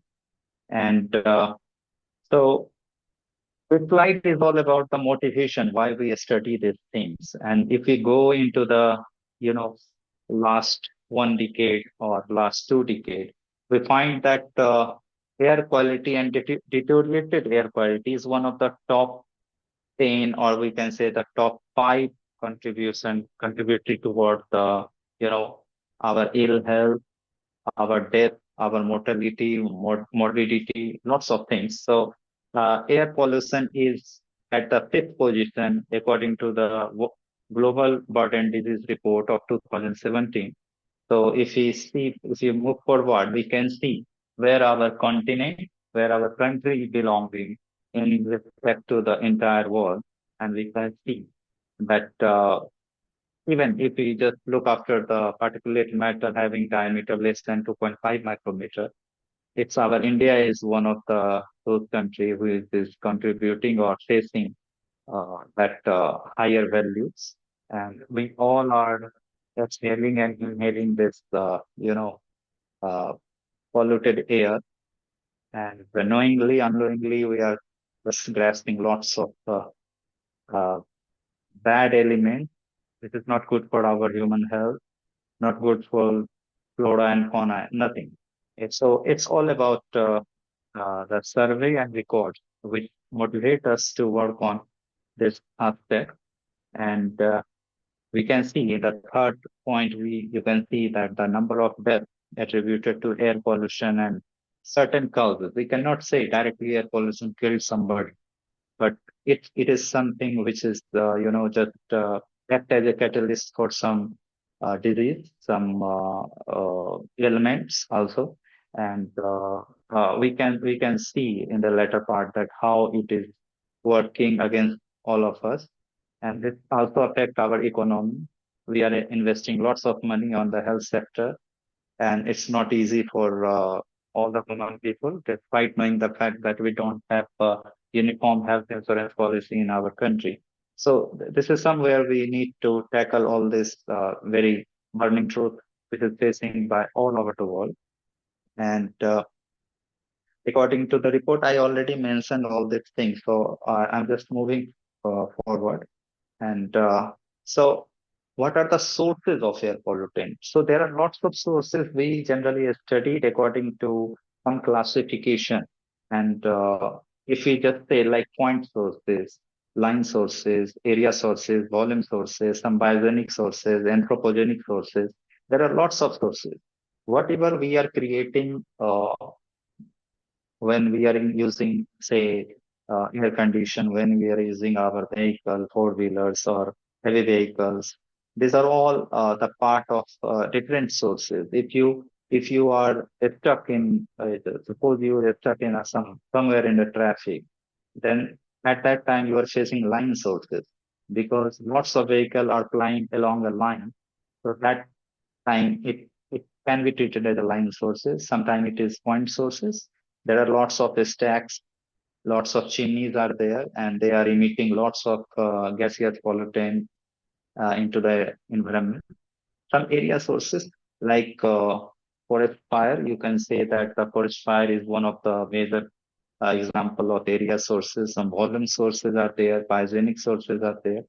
So it's all about the sources, and you can perhaps just imagine that this is the most and the biggest part of the air pollution. What are the sources? And that is contributing toward the air pollution, and it also affect our, in the long term, it also affect our climate. So in this part, you can see the advection diffusion equation, and this is the I just expanded the your three-dimensional advection diffusion equation, and here you can see where T is the concentration with respect changes with respect to the time, advection term and diffusion term, and it's also comprising two last part. First is the source and the sink. Sometimes when we are working on some aspect, there are some certain things which act as a source of the pollution or that criteria pollutant, and sometimes some certain thing act as a sink of that harmful compound or substance. So we need to tackle these two things, source and sink, because this you can understand with the help of the chemical reaction, where sometimes you want to produce something, but it created some different third things, and sometimes it reduces or diminishes according to some certain chemical mechanism. So for all the students and participants who are really interested in this, I will must suggest one book if you have time. Walk and Warner, 1981. This is a fundamental book, and this is one of the well followed book among all the air quality modelers or climate scientists. So if you have time, please go and check this book. And there are some certain assumptions for this advection diffusion equation, because we cannot model our entire setup in directly into the mathematics. So we imagine, or you just assume some certain limitation towards the, you can say, boundary condition or initial condition. So uh, we cannot, in the first step, we cannot understand directly that, okay, sometime emission or STD or un-STD, it's continuous or discontinuous. So our first assumption is all about the STD emission sources and STD hourly average concentration. So what our model in respect to this give us average hourly concentration value of our pollutant like PMK, NOx, or any bacteria pollutant which you want to study. So again, the next term is about the advection. So in advection, what we assume is that when pollutant are emitting from the stacks or chimney, it is going downwind. Downwind, by downwind, what I mean to say is that it is going according to the wind. So if wind is blowing in the, say, east direction, or say in an X direction, so we only calculate the concentration in X direction. That is called downwind direction. Okay. We generally ignore the lateral advection term. You can say that in X or in Y and negative Y direction, we are not considering that. We are considering in just one direction. Okay. And of course, you can say that how it will, you capture the realistic phenomena. So in that case, we will understand that in the further step, we will look after the area sources. So in area sources, we have all this limitation will be explored further. So right now we assume STD state and advection term is generally in the wind direction or downwind direction. No lateral advection term is included in the calculation. So in the next part, this is if you see here equation number 1, you see there are some coefficient like kx, ky, and kz. These are called diffusivity constant in x, y, and z direction. So for all the people, I would like to mention one thing: how to distinguish between advection and diffusion. Okay. So anybody who can guess what is the difference between advection and diffusion?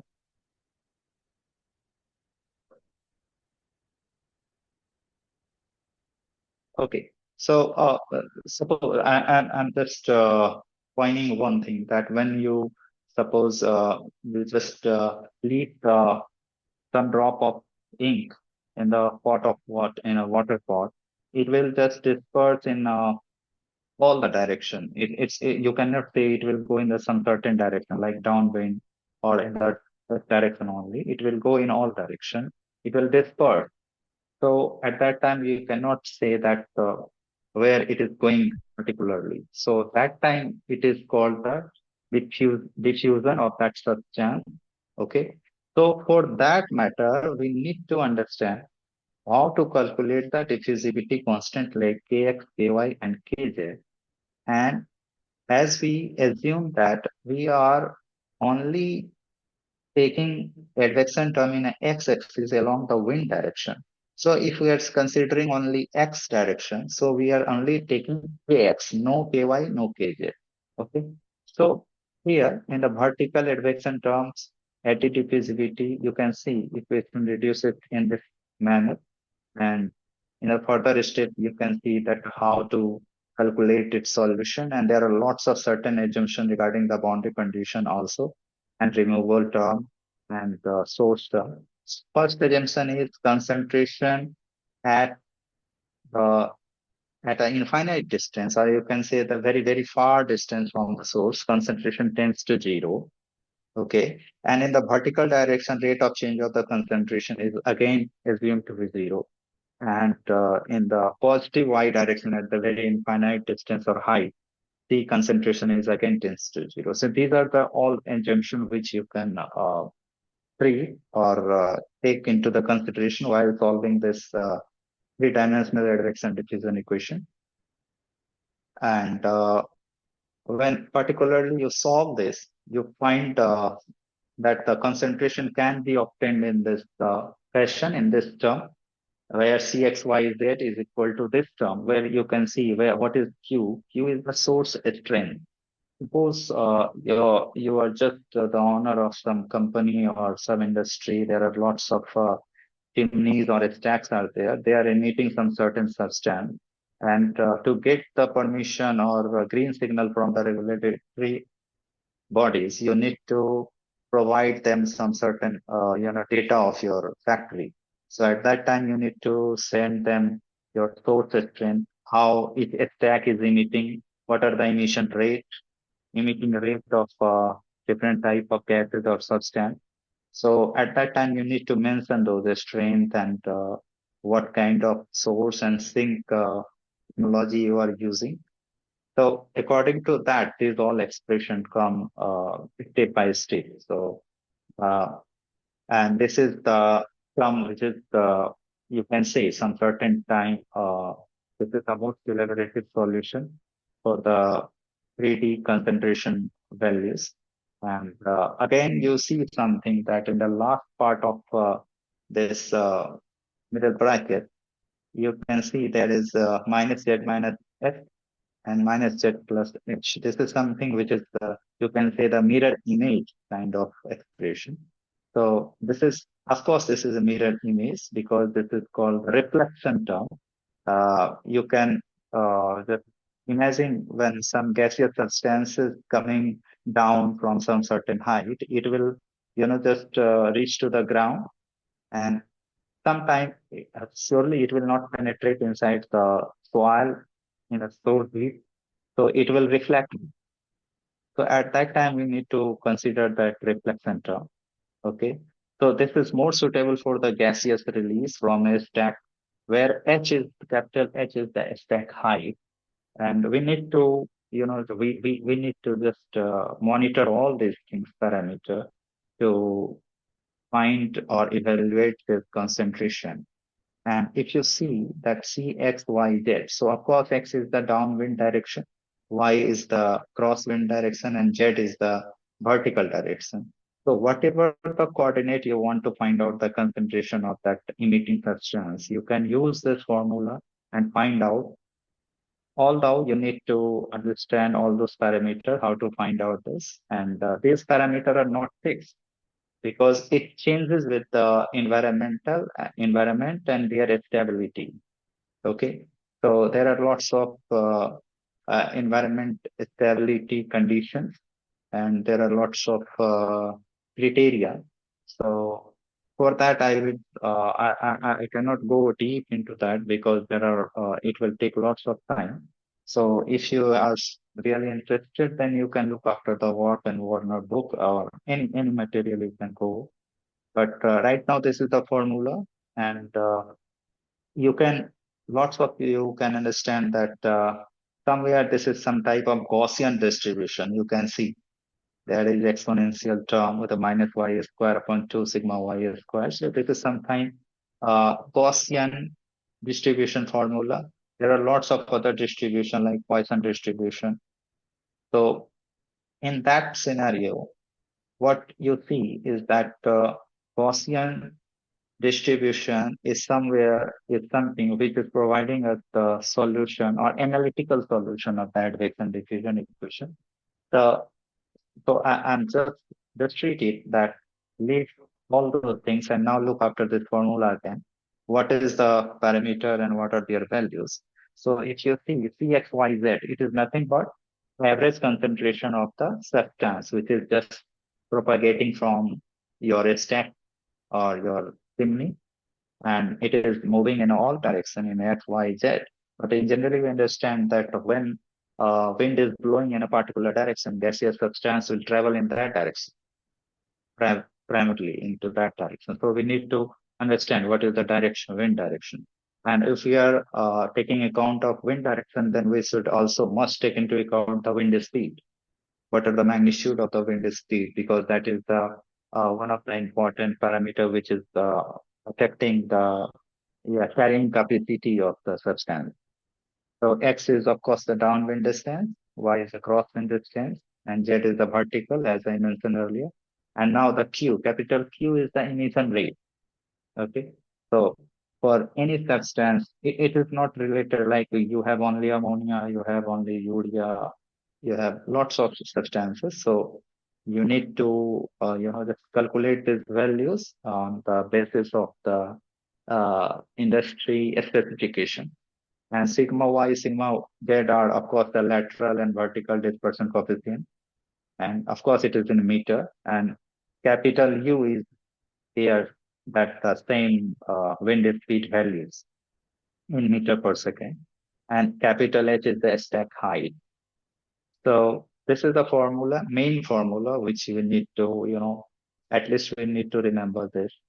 And here, so you can see in this graph that how any how wind speed affect the release of the substance from the stack height.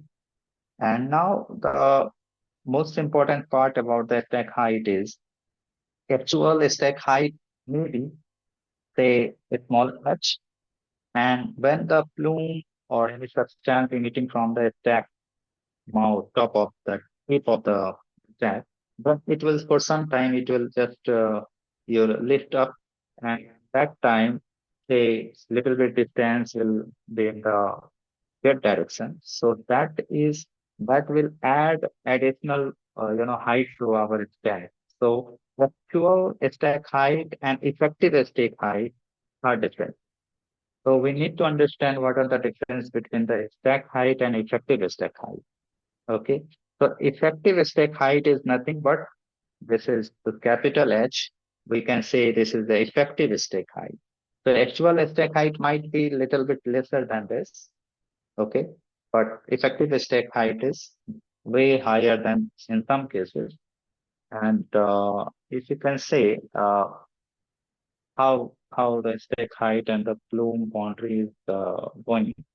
And in the last part, you can see I try to show in the vertical direction. This is again the Gaussian distribution of the concentration C. Okay, so we need all these things. We need all these things in our model. And this is just the analytical part. You can say we can consider in 1 dimension, in a 2 dimension, in 3 dimension. So what are the model parameter which you need to understand first? So first thing is that emission characteristic, how any substance is getting out of the stack. So what are the exit velocity? What are the temperature when it is coming out of the stack? What are the radius or diameter of the stack tip? So and the same when gases are releasing when coming out of this stack, then what are the properties of our terrain?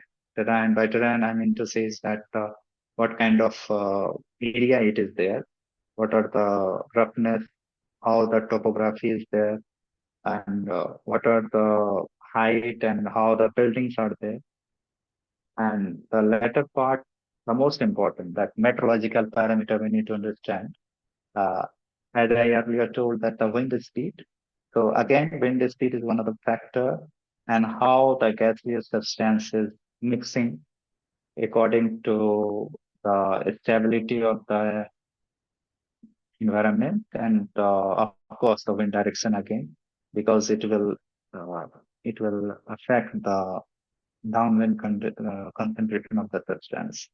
So these are the very important parameters to look at the air quality modeling.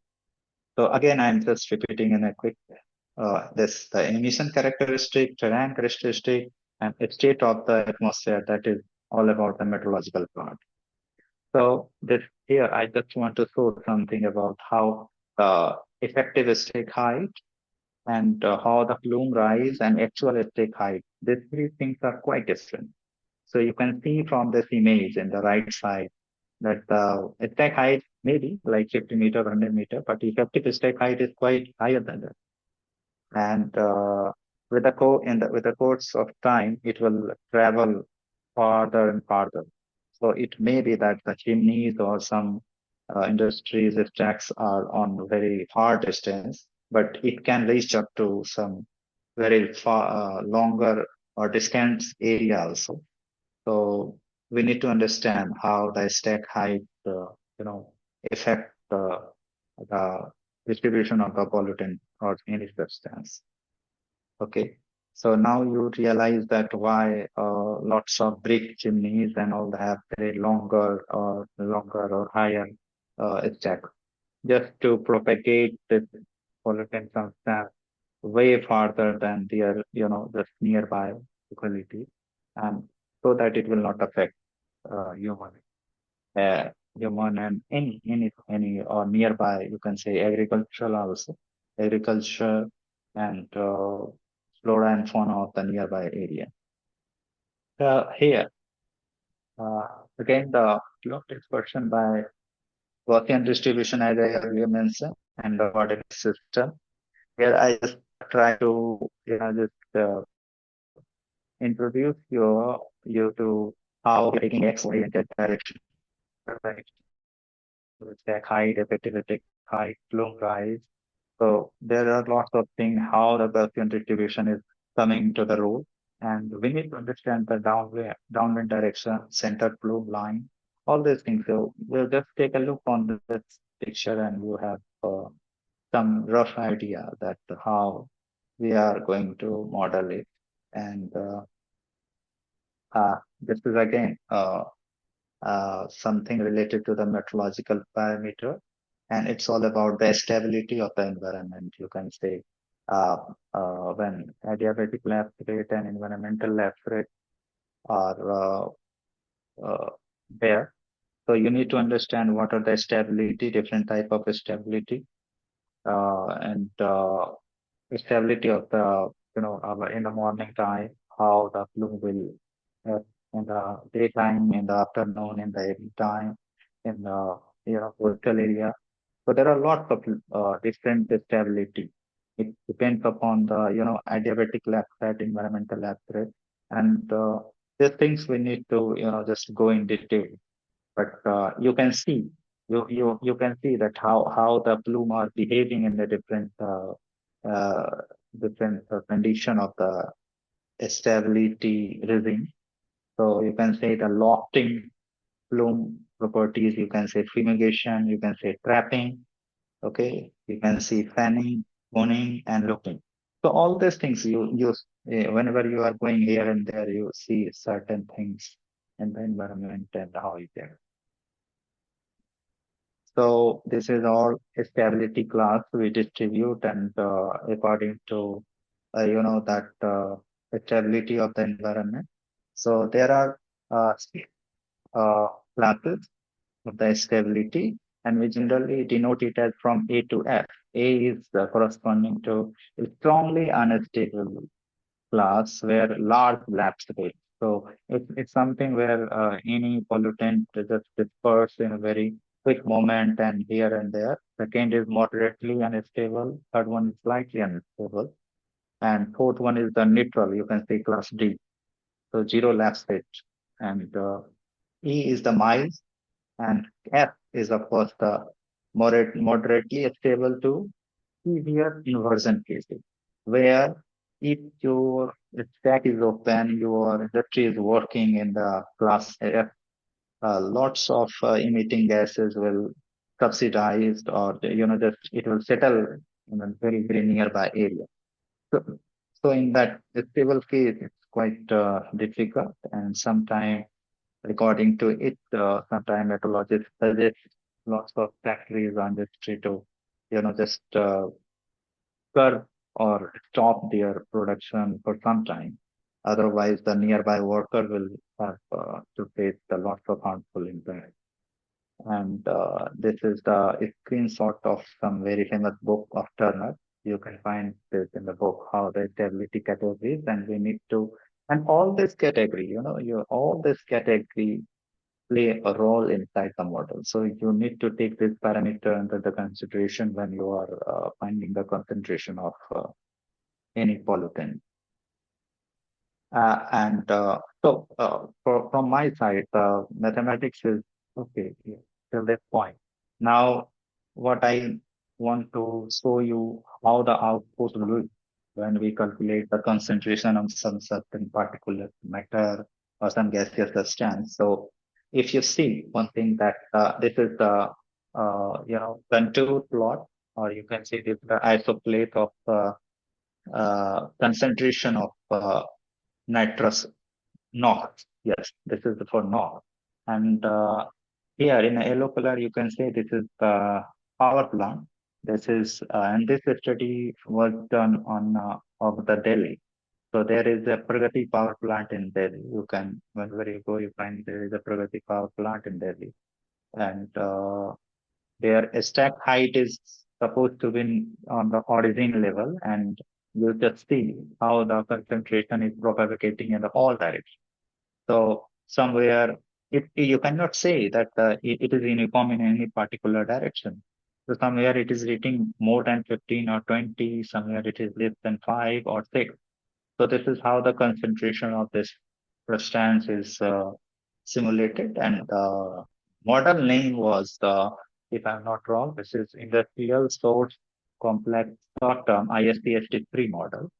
So this is the very fundamental, one of the fundamental model which you can install on your Windows system easily, and you can run it. You can run it after, but it's not easy to run it. You need to understand what type of file we need to pass on to the model, what type of data.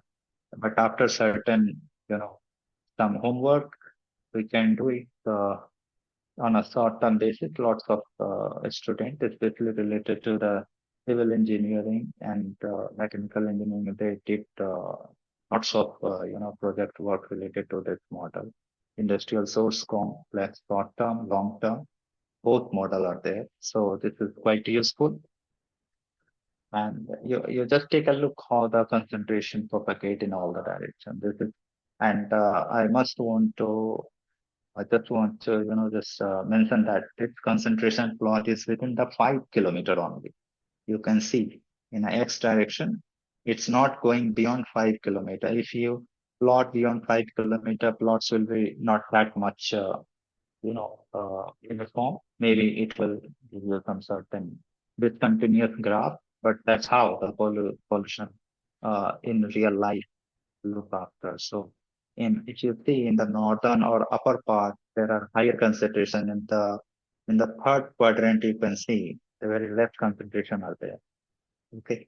So this is just an example glimpse of the output plot for one substance in NOx.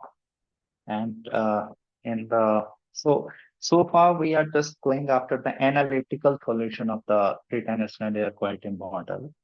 So there are other model which look after the chemistry, which look after the chemical mechanism, which look after the its species and how it changes with the meteorological parameters, the temperature, with the radiation, with changing the source strength, of course.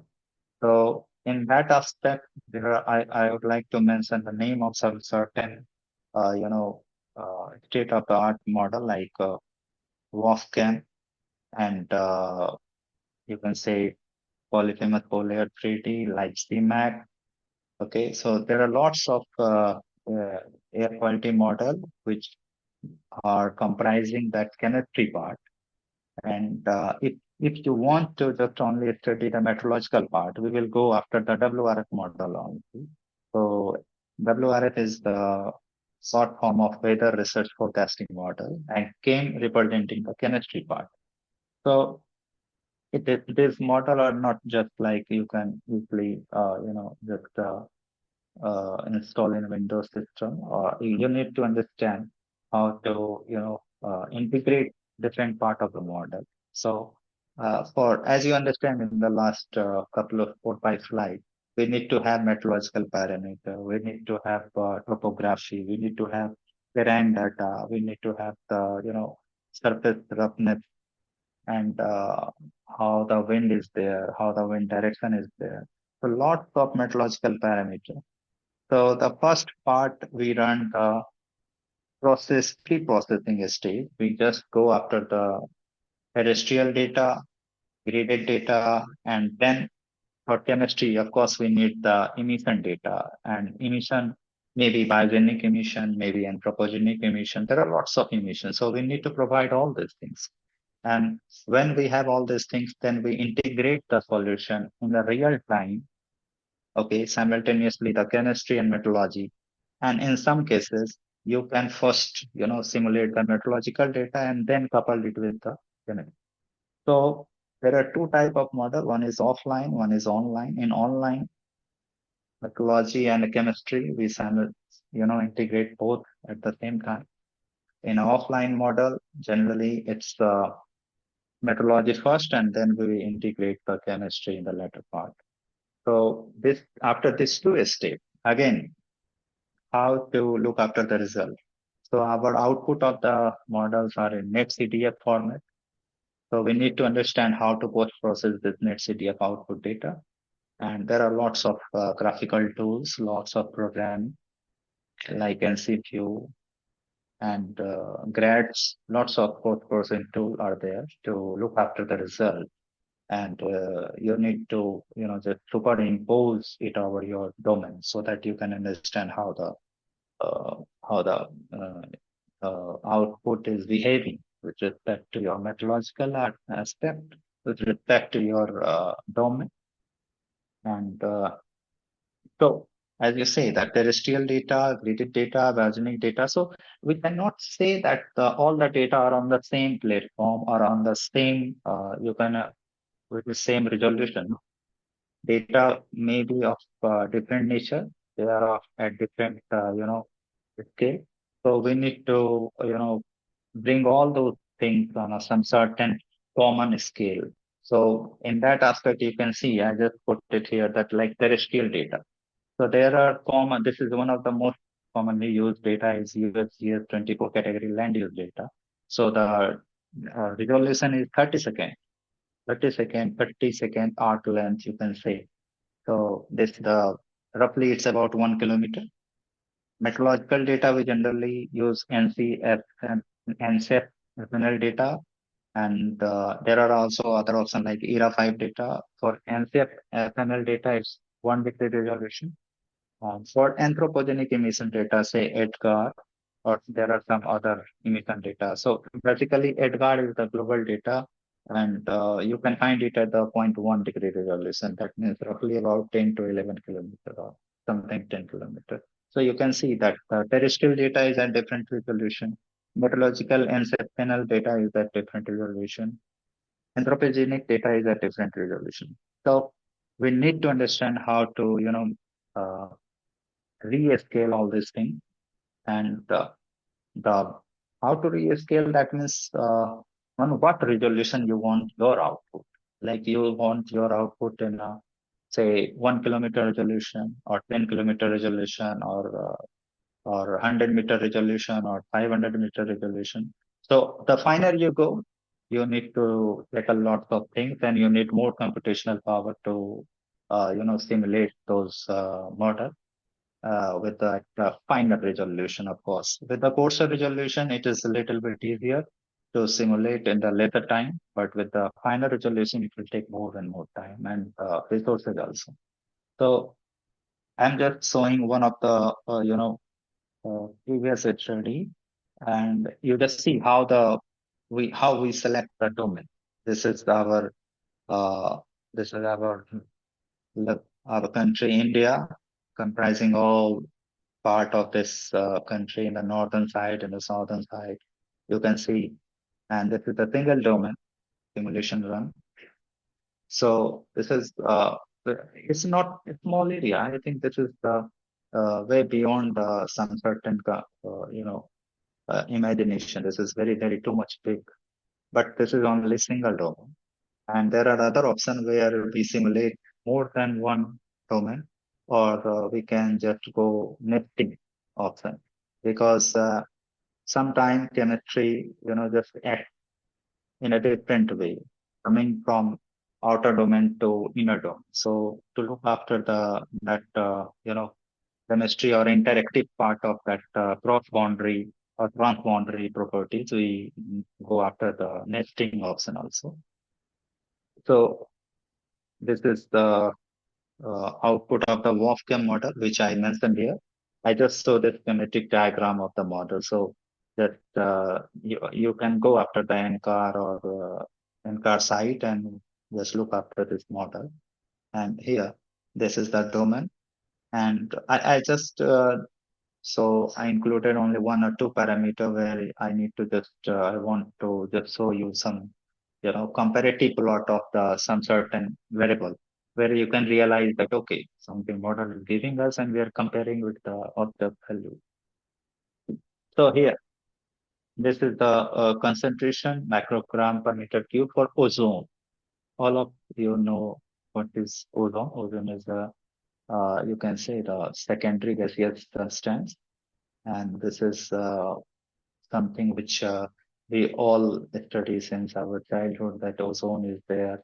And you can see this is the simulation for only 2 days, hourly simulation at a given particular lat long and particular site. This is not a area over area. This is just for a particular point. What is the value for the next 48 hours or simulated hour? This is 2 days, so this contains about 48-hour value. And you can see the blue one is the observed, and the pink color is the simulated values of ozone. You can see that observed value is following a very shift, nature of during the night time, especially. During the daytime, it is increasing. During the night time, it is going down and having very constant variation. But model, is going something different.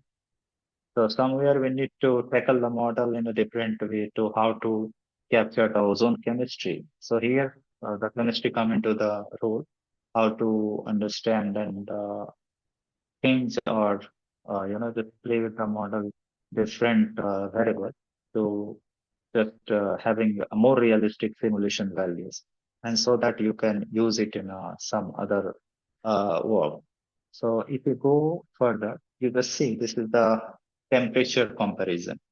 So observed temperature and simulated temperature. So this is quite similar. You can see if you see the trends or nature, you can see the very similar trend here for the same time. So somewhere you can see that okay, the temperature is behaving well in some certain way, whereas ozone is not behaving or having capturing the realistic values or observed values. So this is how the model is giving you the values, and you need to understand how to interpret it and to look after it, how to just make it better. So you need to again simulate it with the change values or some setup. And this is some, just a spatial representation of the some, say, NO2 in parts per million, the concentration in unit part per million. So nitrogen dioxide, you can see over the India. So in the northern part, it is the higher values, and it is just following our uh, plain of Ganga river. So somewhere it is NO2. So now you understand how our model is behaving and giving the values of different parameters. And again, I am just showing you, this is for, I think, yeah, this is for winter period of 2007, and this is for summer, say 10 June. Yeah, this is for 10 June, and this is for the winter period. So of course, in winter time, you have higher NOx, higher NO2, and due to lesser boundary height or lesser mixing height, you have higher concentration of particulate matter also during the December or winter time of in our countries. So this is all about my presentation, and this is some plots which I just put in front of you to realize that how the air quality model works. And any question till this part? Thank you, sir, for the great session. Yeah. If anyone Please. if anyone have any queries, please post it in the chat box. Yeah. So if there is not any question at the moment, then I can proceed to the next part. And let me just start something so that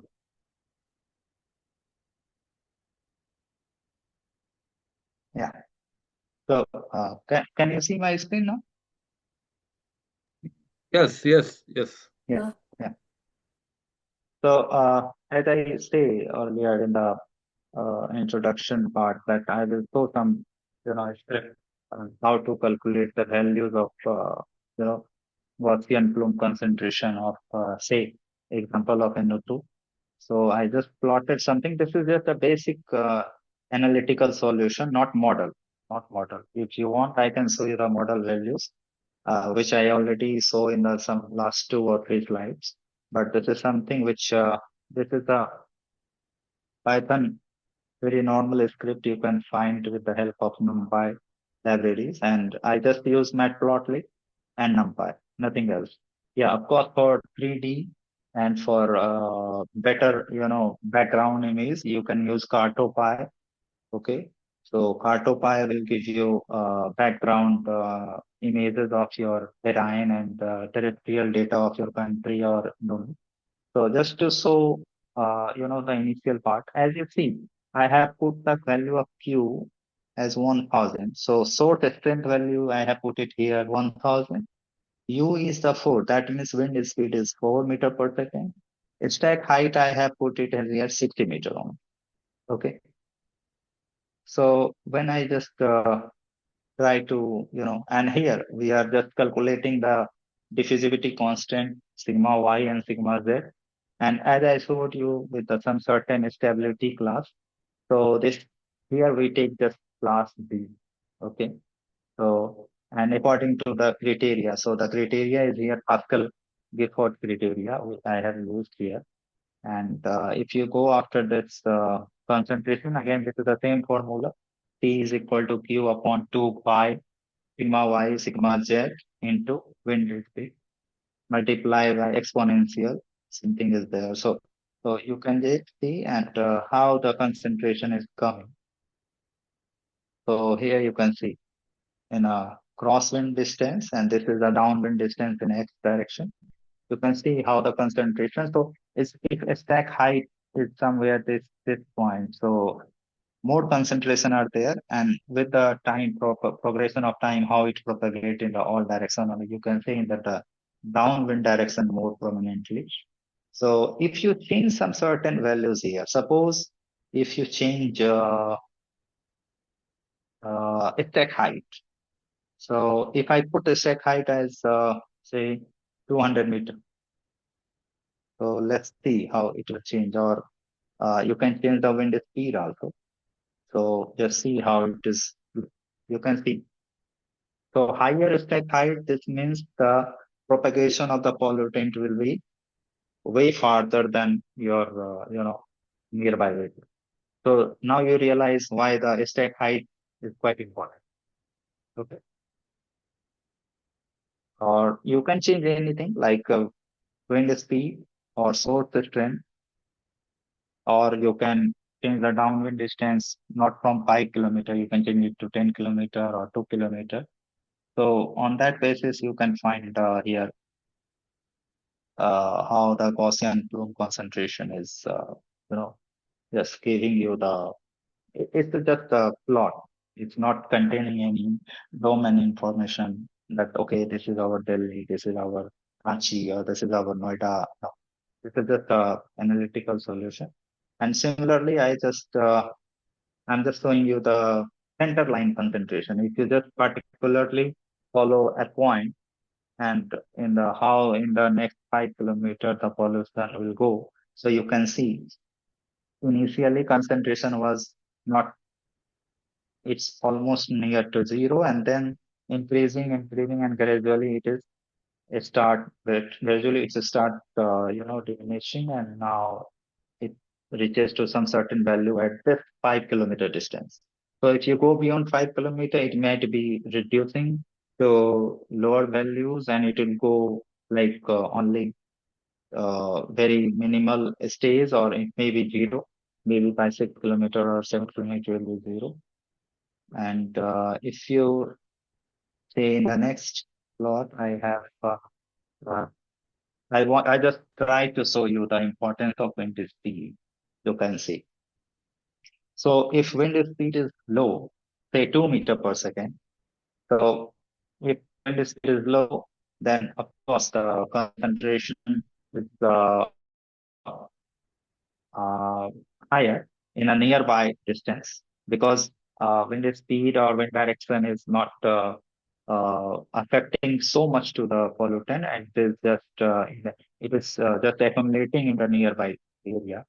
And if wind speed is getting higher from 4, 6, and 8, so the higher concentration is not reaching at the same point. It is reducing with the changing or increasing wind speed. So you can see the sensitivity of concentration to wind speed. So this is all about the wind speed, you can see. And in the next, yeah, this is sensitivity with respect to stack height. So now you just see the importance of, as I told earlier, what is the importance of the stack height? If the stack height is quite low, so the nearby area will face sometime higher concentration of polypollutant. And when the stack height is higher, so it will help the substance or pollutant to go farther in the distance, and it will not allow pollutant to subsidize in the near periphery. And of course, it will be helpful for the nearby worker or for their health. So this is how the sensitivity of concentration to attack height. You can plot it. You can see, and I just tried to just show you all these things, and it doesn't require much. But okay, lots of photon and lots of C++. No, if you have a basic knowledge of Python, or you just want to play a little bit, then you can also do it on your own. And yeah, this is the same thing where I just put some peak condition. So it's anyway not yeah. So this is the 3D plot of Gaussian NO2 values. And here again, I just particularly mention NO2 because the NO2 is something when lots of CNG buses are flying on our roads. So I think in comparison to diesel vehicle, we need to understand or study more, CNG vehicles, and that's why I'm focusing toward NO2, NO more. So this is one of the pollutant which is coming primarily from the CNG vehicle. So NO2 is more prominent, NOx is more prominent, and these are all the vertical cross section. This is just a vertical cross section. You see, I have taken the 50 meter stack height here. Whenever you study the vertical cross section, you can see how it behaves. So here I have taken the U as 2. So if you change the wind speed to say 5 meter per second and change the stack height to say 100 meter, and you can see how the plot will change. Yeah, I'm just doing it. Yeah, you can see the stack height is 100 meter height, and how the concentration plots or contour plot is propagating in the downwind direction. So this is something which you need to just understand. What are the role of fruit strength? What are the role of wind speed? And how the Gaussian plume will changes.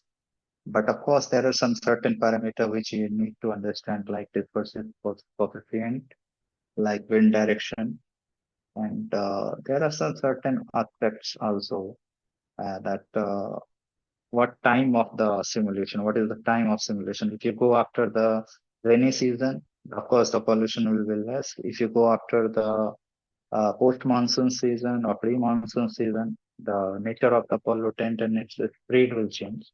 So of course, this will, changes with the time frame of the simulation, daytime or nighttime. Because whenever you see the result of simulation in a daytime or nighttime, you you need to understand how the solar radiation will affect your chemistry of that particular substance. So I think this is enough for one talk. But if Saurabh, any of your Saurabh, yeah uh, I I have a one request. Can you yeah tell my students if they want to write some article or some review article or something like that, how can they start? Because they are a very earlier age of being an engineer or will be scientist. So just tell them how, from where they can get the good literature or which kind of books they can, क्योंकि जो भी मान लो जो भी वो topic पे लिखना चाहते हैं तो कैसे वो एक अच्छा पेपर लिख सकते हैं या एक अच्छा आर्टिकल लिख सकते हैं। आप जैसे अच्छे रिसर्चर अगर उनको बताएंगे तो they will definitely get benefit. okay. So shall I stop now sharing my slides? Yeah, sure. Okay. Okay.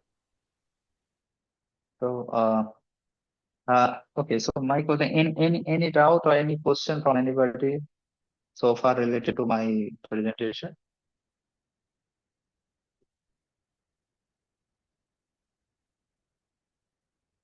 Let me just see any question.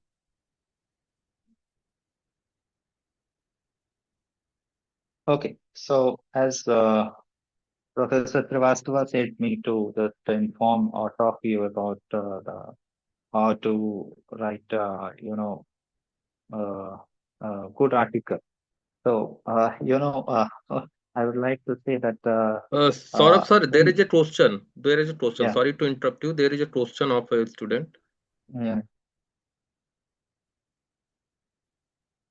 yeah, for healthcare simulation also. For healthcare, as I understand, um, if I'm not wrong, you were talking about the effect of the any pollutant towards the certain ailment or certain disease of a patient, or you were just talking about some, disease particularly.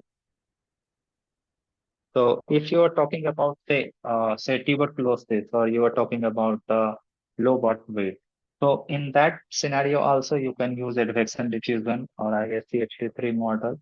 You just need to simulate model or various concentration of that particular matter and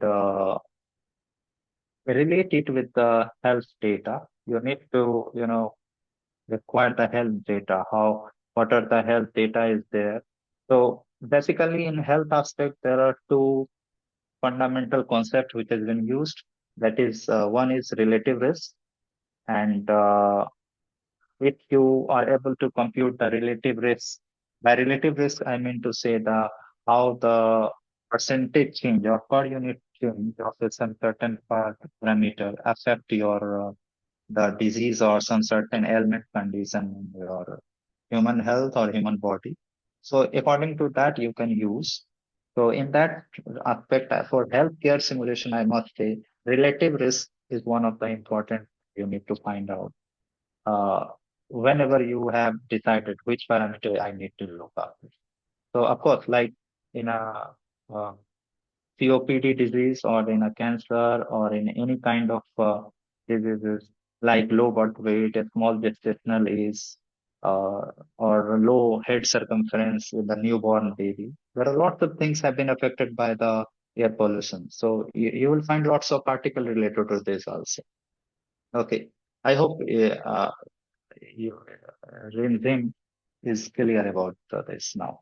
So now I'm going to talk about just how to write a good article. So whenever you have uh, so first of all, don't see that okay, I'm going to write a good article. No, don't think like this. You just decide on what area you want to work and where you want to work.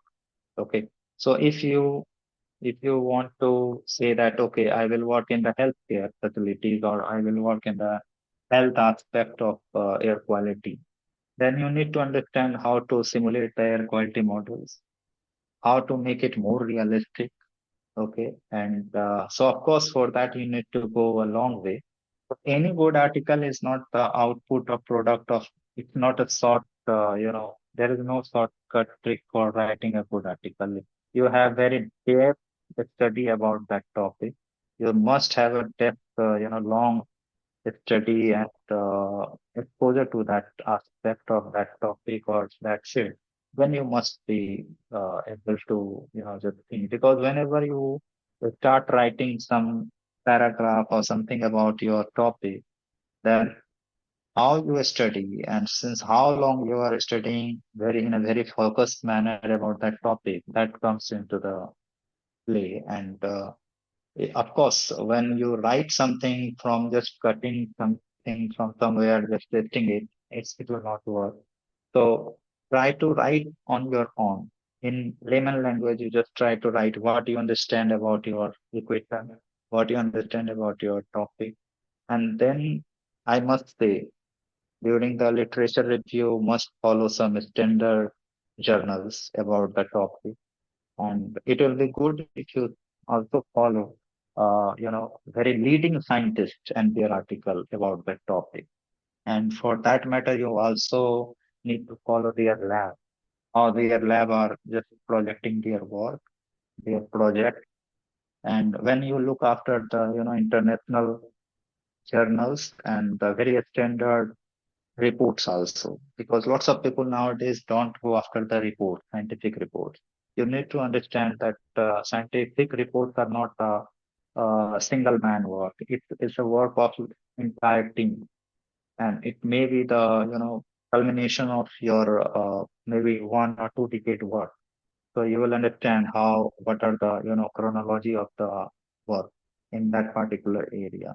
So my only request is to uh, go after the standard sources, go after the standard and recommended scientist and researcher who is working to that direction. And then you must understand whatever you are writing, that should be your thought. It's not just taking it from somewhere and just putting it in a word so that you complete your project and that's it. You need to understand that whatever you are writing, it's not a matter of marks. Even after 20 years, you will say, okay, I have completed BTech in this and this was my project. I did this 20 years ago. So in that aspect, you will be happy. Okay, at that time, I worked at least 6 months continuously for this small report. Okay, so just put your effort and it's not necessary. Sometimes scientists or publishing work is not necessary. You must understand that it's not always you will come out with a positive result. Sometimes you will also get negative results. Sometimes your lab or sometimes your simulation will give you very, negative results. So you need to understand how to tackle that, and you need to understand how to justify that adverse result.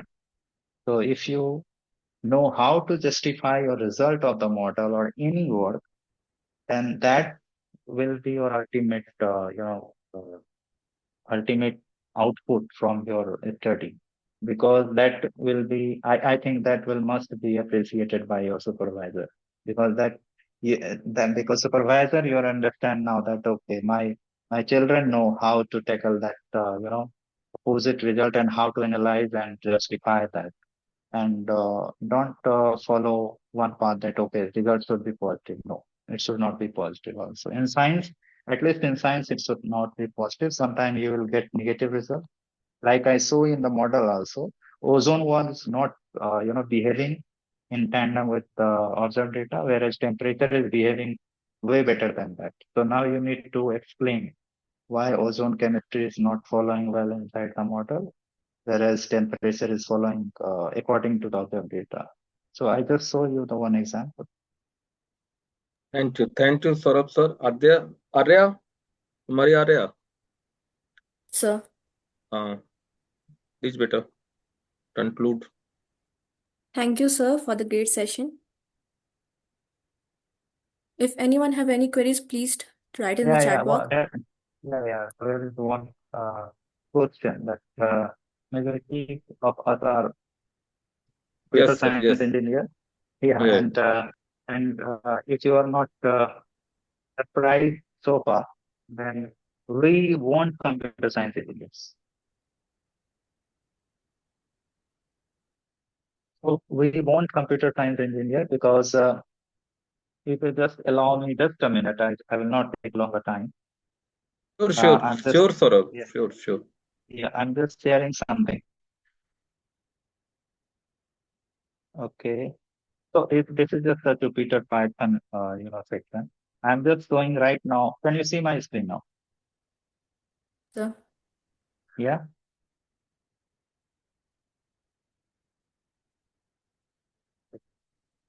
So right now you are seeing some, server. Okay. You can see this is some server, and there are lots of folders, lots of models are there. I just want to show you something. I'm just showing you some real time out. This is yesterday I just extracted it for you guys. Okay. And just see, this is the output of, okay, this is about 11 PV data. This is domain one. As I talk about the nested domain. So this is the simulation of nested domain 1, 2, 3, and 4. 4 is the innermost domain. Okay. So I just copy it in the domain one, net CTF data. And if you just type, just see how many variables are there. See, there are lots of variables, at least more than 400. Okay. So these are the variables which are, there are lots of variables. So we need, of course, we need computer science or computer engineers for this. And because this is high performance computing, we cannot do it on, just a small laptop. For this, we need at least some moderate level of orchestration. Okay, so as Arya asked me that majority of us are computer science engineer, but air pollution is a global problem, and I want to aware how can part of this solution. And of course, the IoT technology are prominent in industry right now to fight services. So regarding this, I would like to tell you, Arya, that there are lots of institute who needs like IBM. IBM itself is working in this HPC. And there are lots of scientists, engineers out there working towards the high performance computing. And this model needs lots of different kind of libraries, lots of different kind of data set to just work on that. It's not easy. It's not Excel file. You just open it and do it. Okay. So of course we need computer science engineer who are good data science scientists also, who are good data analysts also. And if you are very much aware about mathematics, of course, mathematics is there. Okay. So if mathematics is there and you know how to tackle the, different programming language, okay, how to tackle the global data, because global data is not a small, it's more than 5 TB or 10 TB or 100 TB. You need to tackle those data. So there are lots of opportunity for computer science engineer. If you, I just mentioned one thing, and I hope Arya in future you will go there. That is Barcelona supercomputing facility. Yes, So sir. Barcelona supercomputing facility is one of the state-of-the-art facility right now in the climate and air quality study. Barcelona supercomputing facility, and every day there are vacancies for computer scientists, data scientists, data analysts in the Barcelona supercomputing facilities. Okay. And nowadays, lots of ITs also have high performance computing facility, like in IT Delhi, IT Bombay. Okay.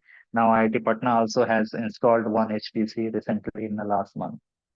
So this needs a lot of resources. You cannot find it easily. So for you guys, computer science engineer, there is no limitation of scope in the air pollution or climate change studies. We just need to, be very careful that when you go into the data science or climate science, you need to understand how you will interpret the data.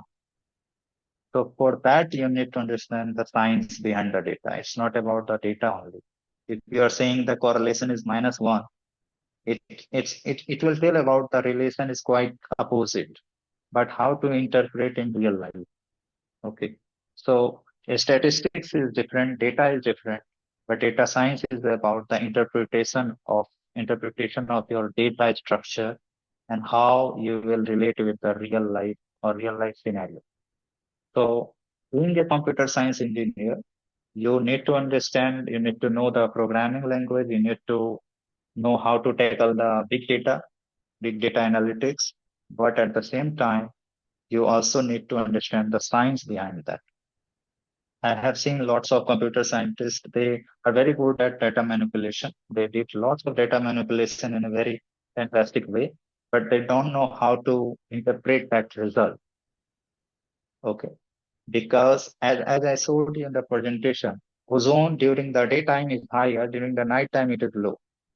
So now you need to understand why nighttime ozone is low, because there is no photosynthesis, there is no sunlight during the nighttime. So you need to understand those background science. Okay. So this is how, and of course, this field needs a lot of computer science workers. Thank you, Saurabh. Thank you, sir. I would like to invite our HOI ma'am, Dr. Jeta ma'am, to say few words and blessing to our student. Jeta ma'am. Good afternoon, sir. Thank you, sir. Thank you. First of all, I'd like to thank Dr. Saurabh Kumar, sir, for his knowledgeable lecture. And I'd like to extend all the resource persons for accepting our invitation and grace this occasion. And of course, I'd like to extend my heartfelt congratulations to all the organizing committee members, especially Dr. Atul Srivastav, sir. You all have worked so hard to make this event successful. It was really, really remarkable. I'm really thankful to all. Thank you, ma'am. Thank you so much. Yeah, I hope our students have gathered enormous knowledge in different aspects, like through the lectures delivered by all the respected persons, because all are from different background. Few are from academics, few are from industry. So I think our students get help from that knowledge, and I think in future also they will be helpful, like they can get internship. I think they should get in touch with all the resource persons, and that will be our main success, nothing else. Okay, thank you so much, thank you so much. Yeah, yeah. Huh. Over to you, sir. Sir, you are muted. Now I would like to call Mr. Raju Prajapati, sir, to give vote of thanks. Raju, sir. Thank you, Atul sir. Hope my voice is audible. Yes, sir. You are audible. Okay, so thank you very much for giving me an opportunity to give the vote of thanks. A very good afternoon to all esteemed dignitaries, guests, respected HOIs, HODs, participants, and dear students.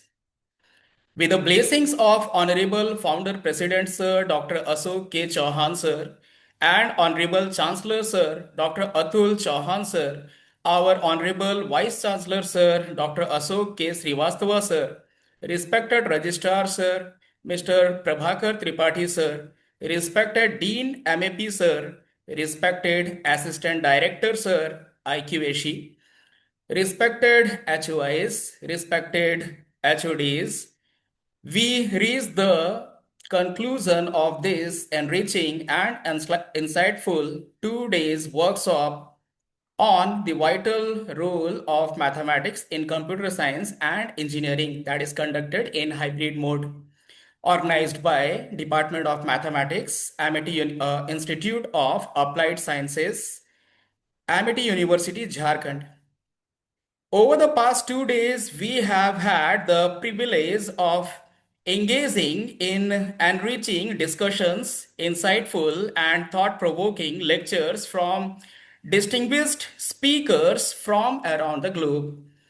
The theme of this workshop on the vital role of mathematics in computer science and engineering is both timely and essential as we navigate the complex challenges of our rapidly changing world.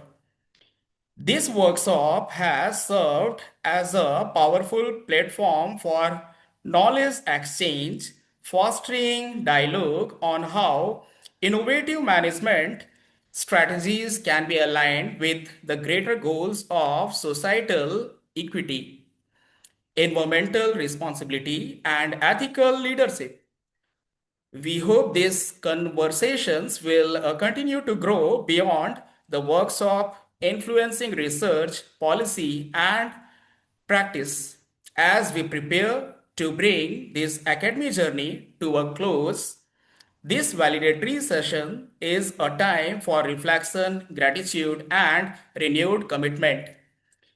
Let us now proceed with the session acknowledging this insight shared, the collaborations formed, and the collective spirit that made this event a success. I would like to say a few words for our Amity Institute of Applied Sciences. Amity Institute of Applied Sciences, that is AIAS, Ranchi, is a part of Amity University, Jharkhand, dedicated to fostering excellence in scientific education and research.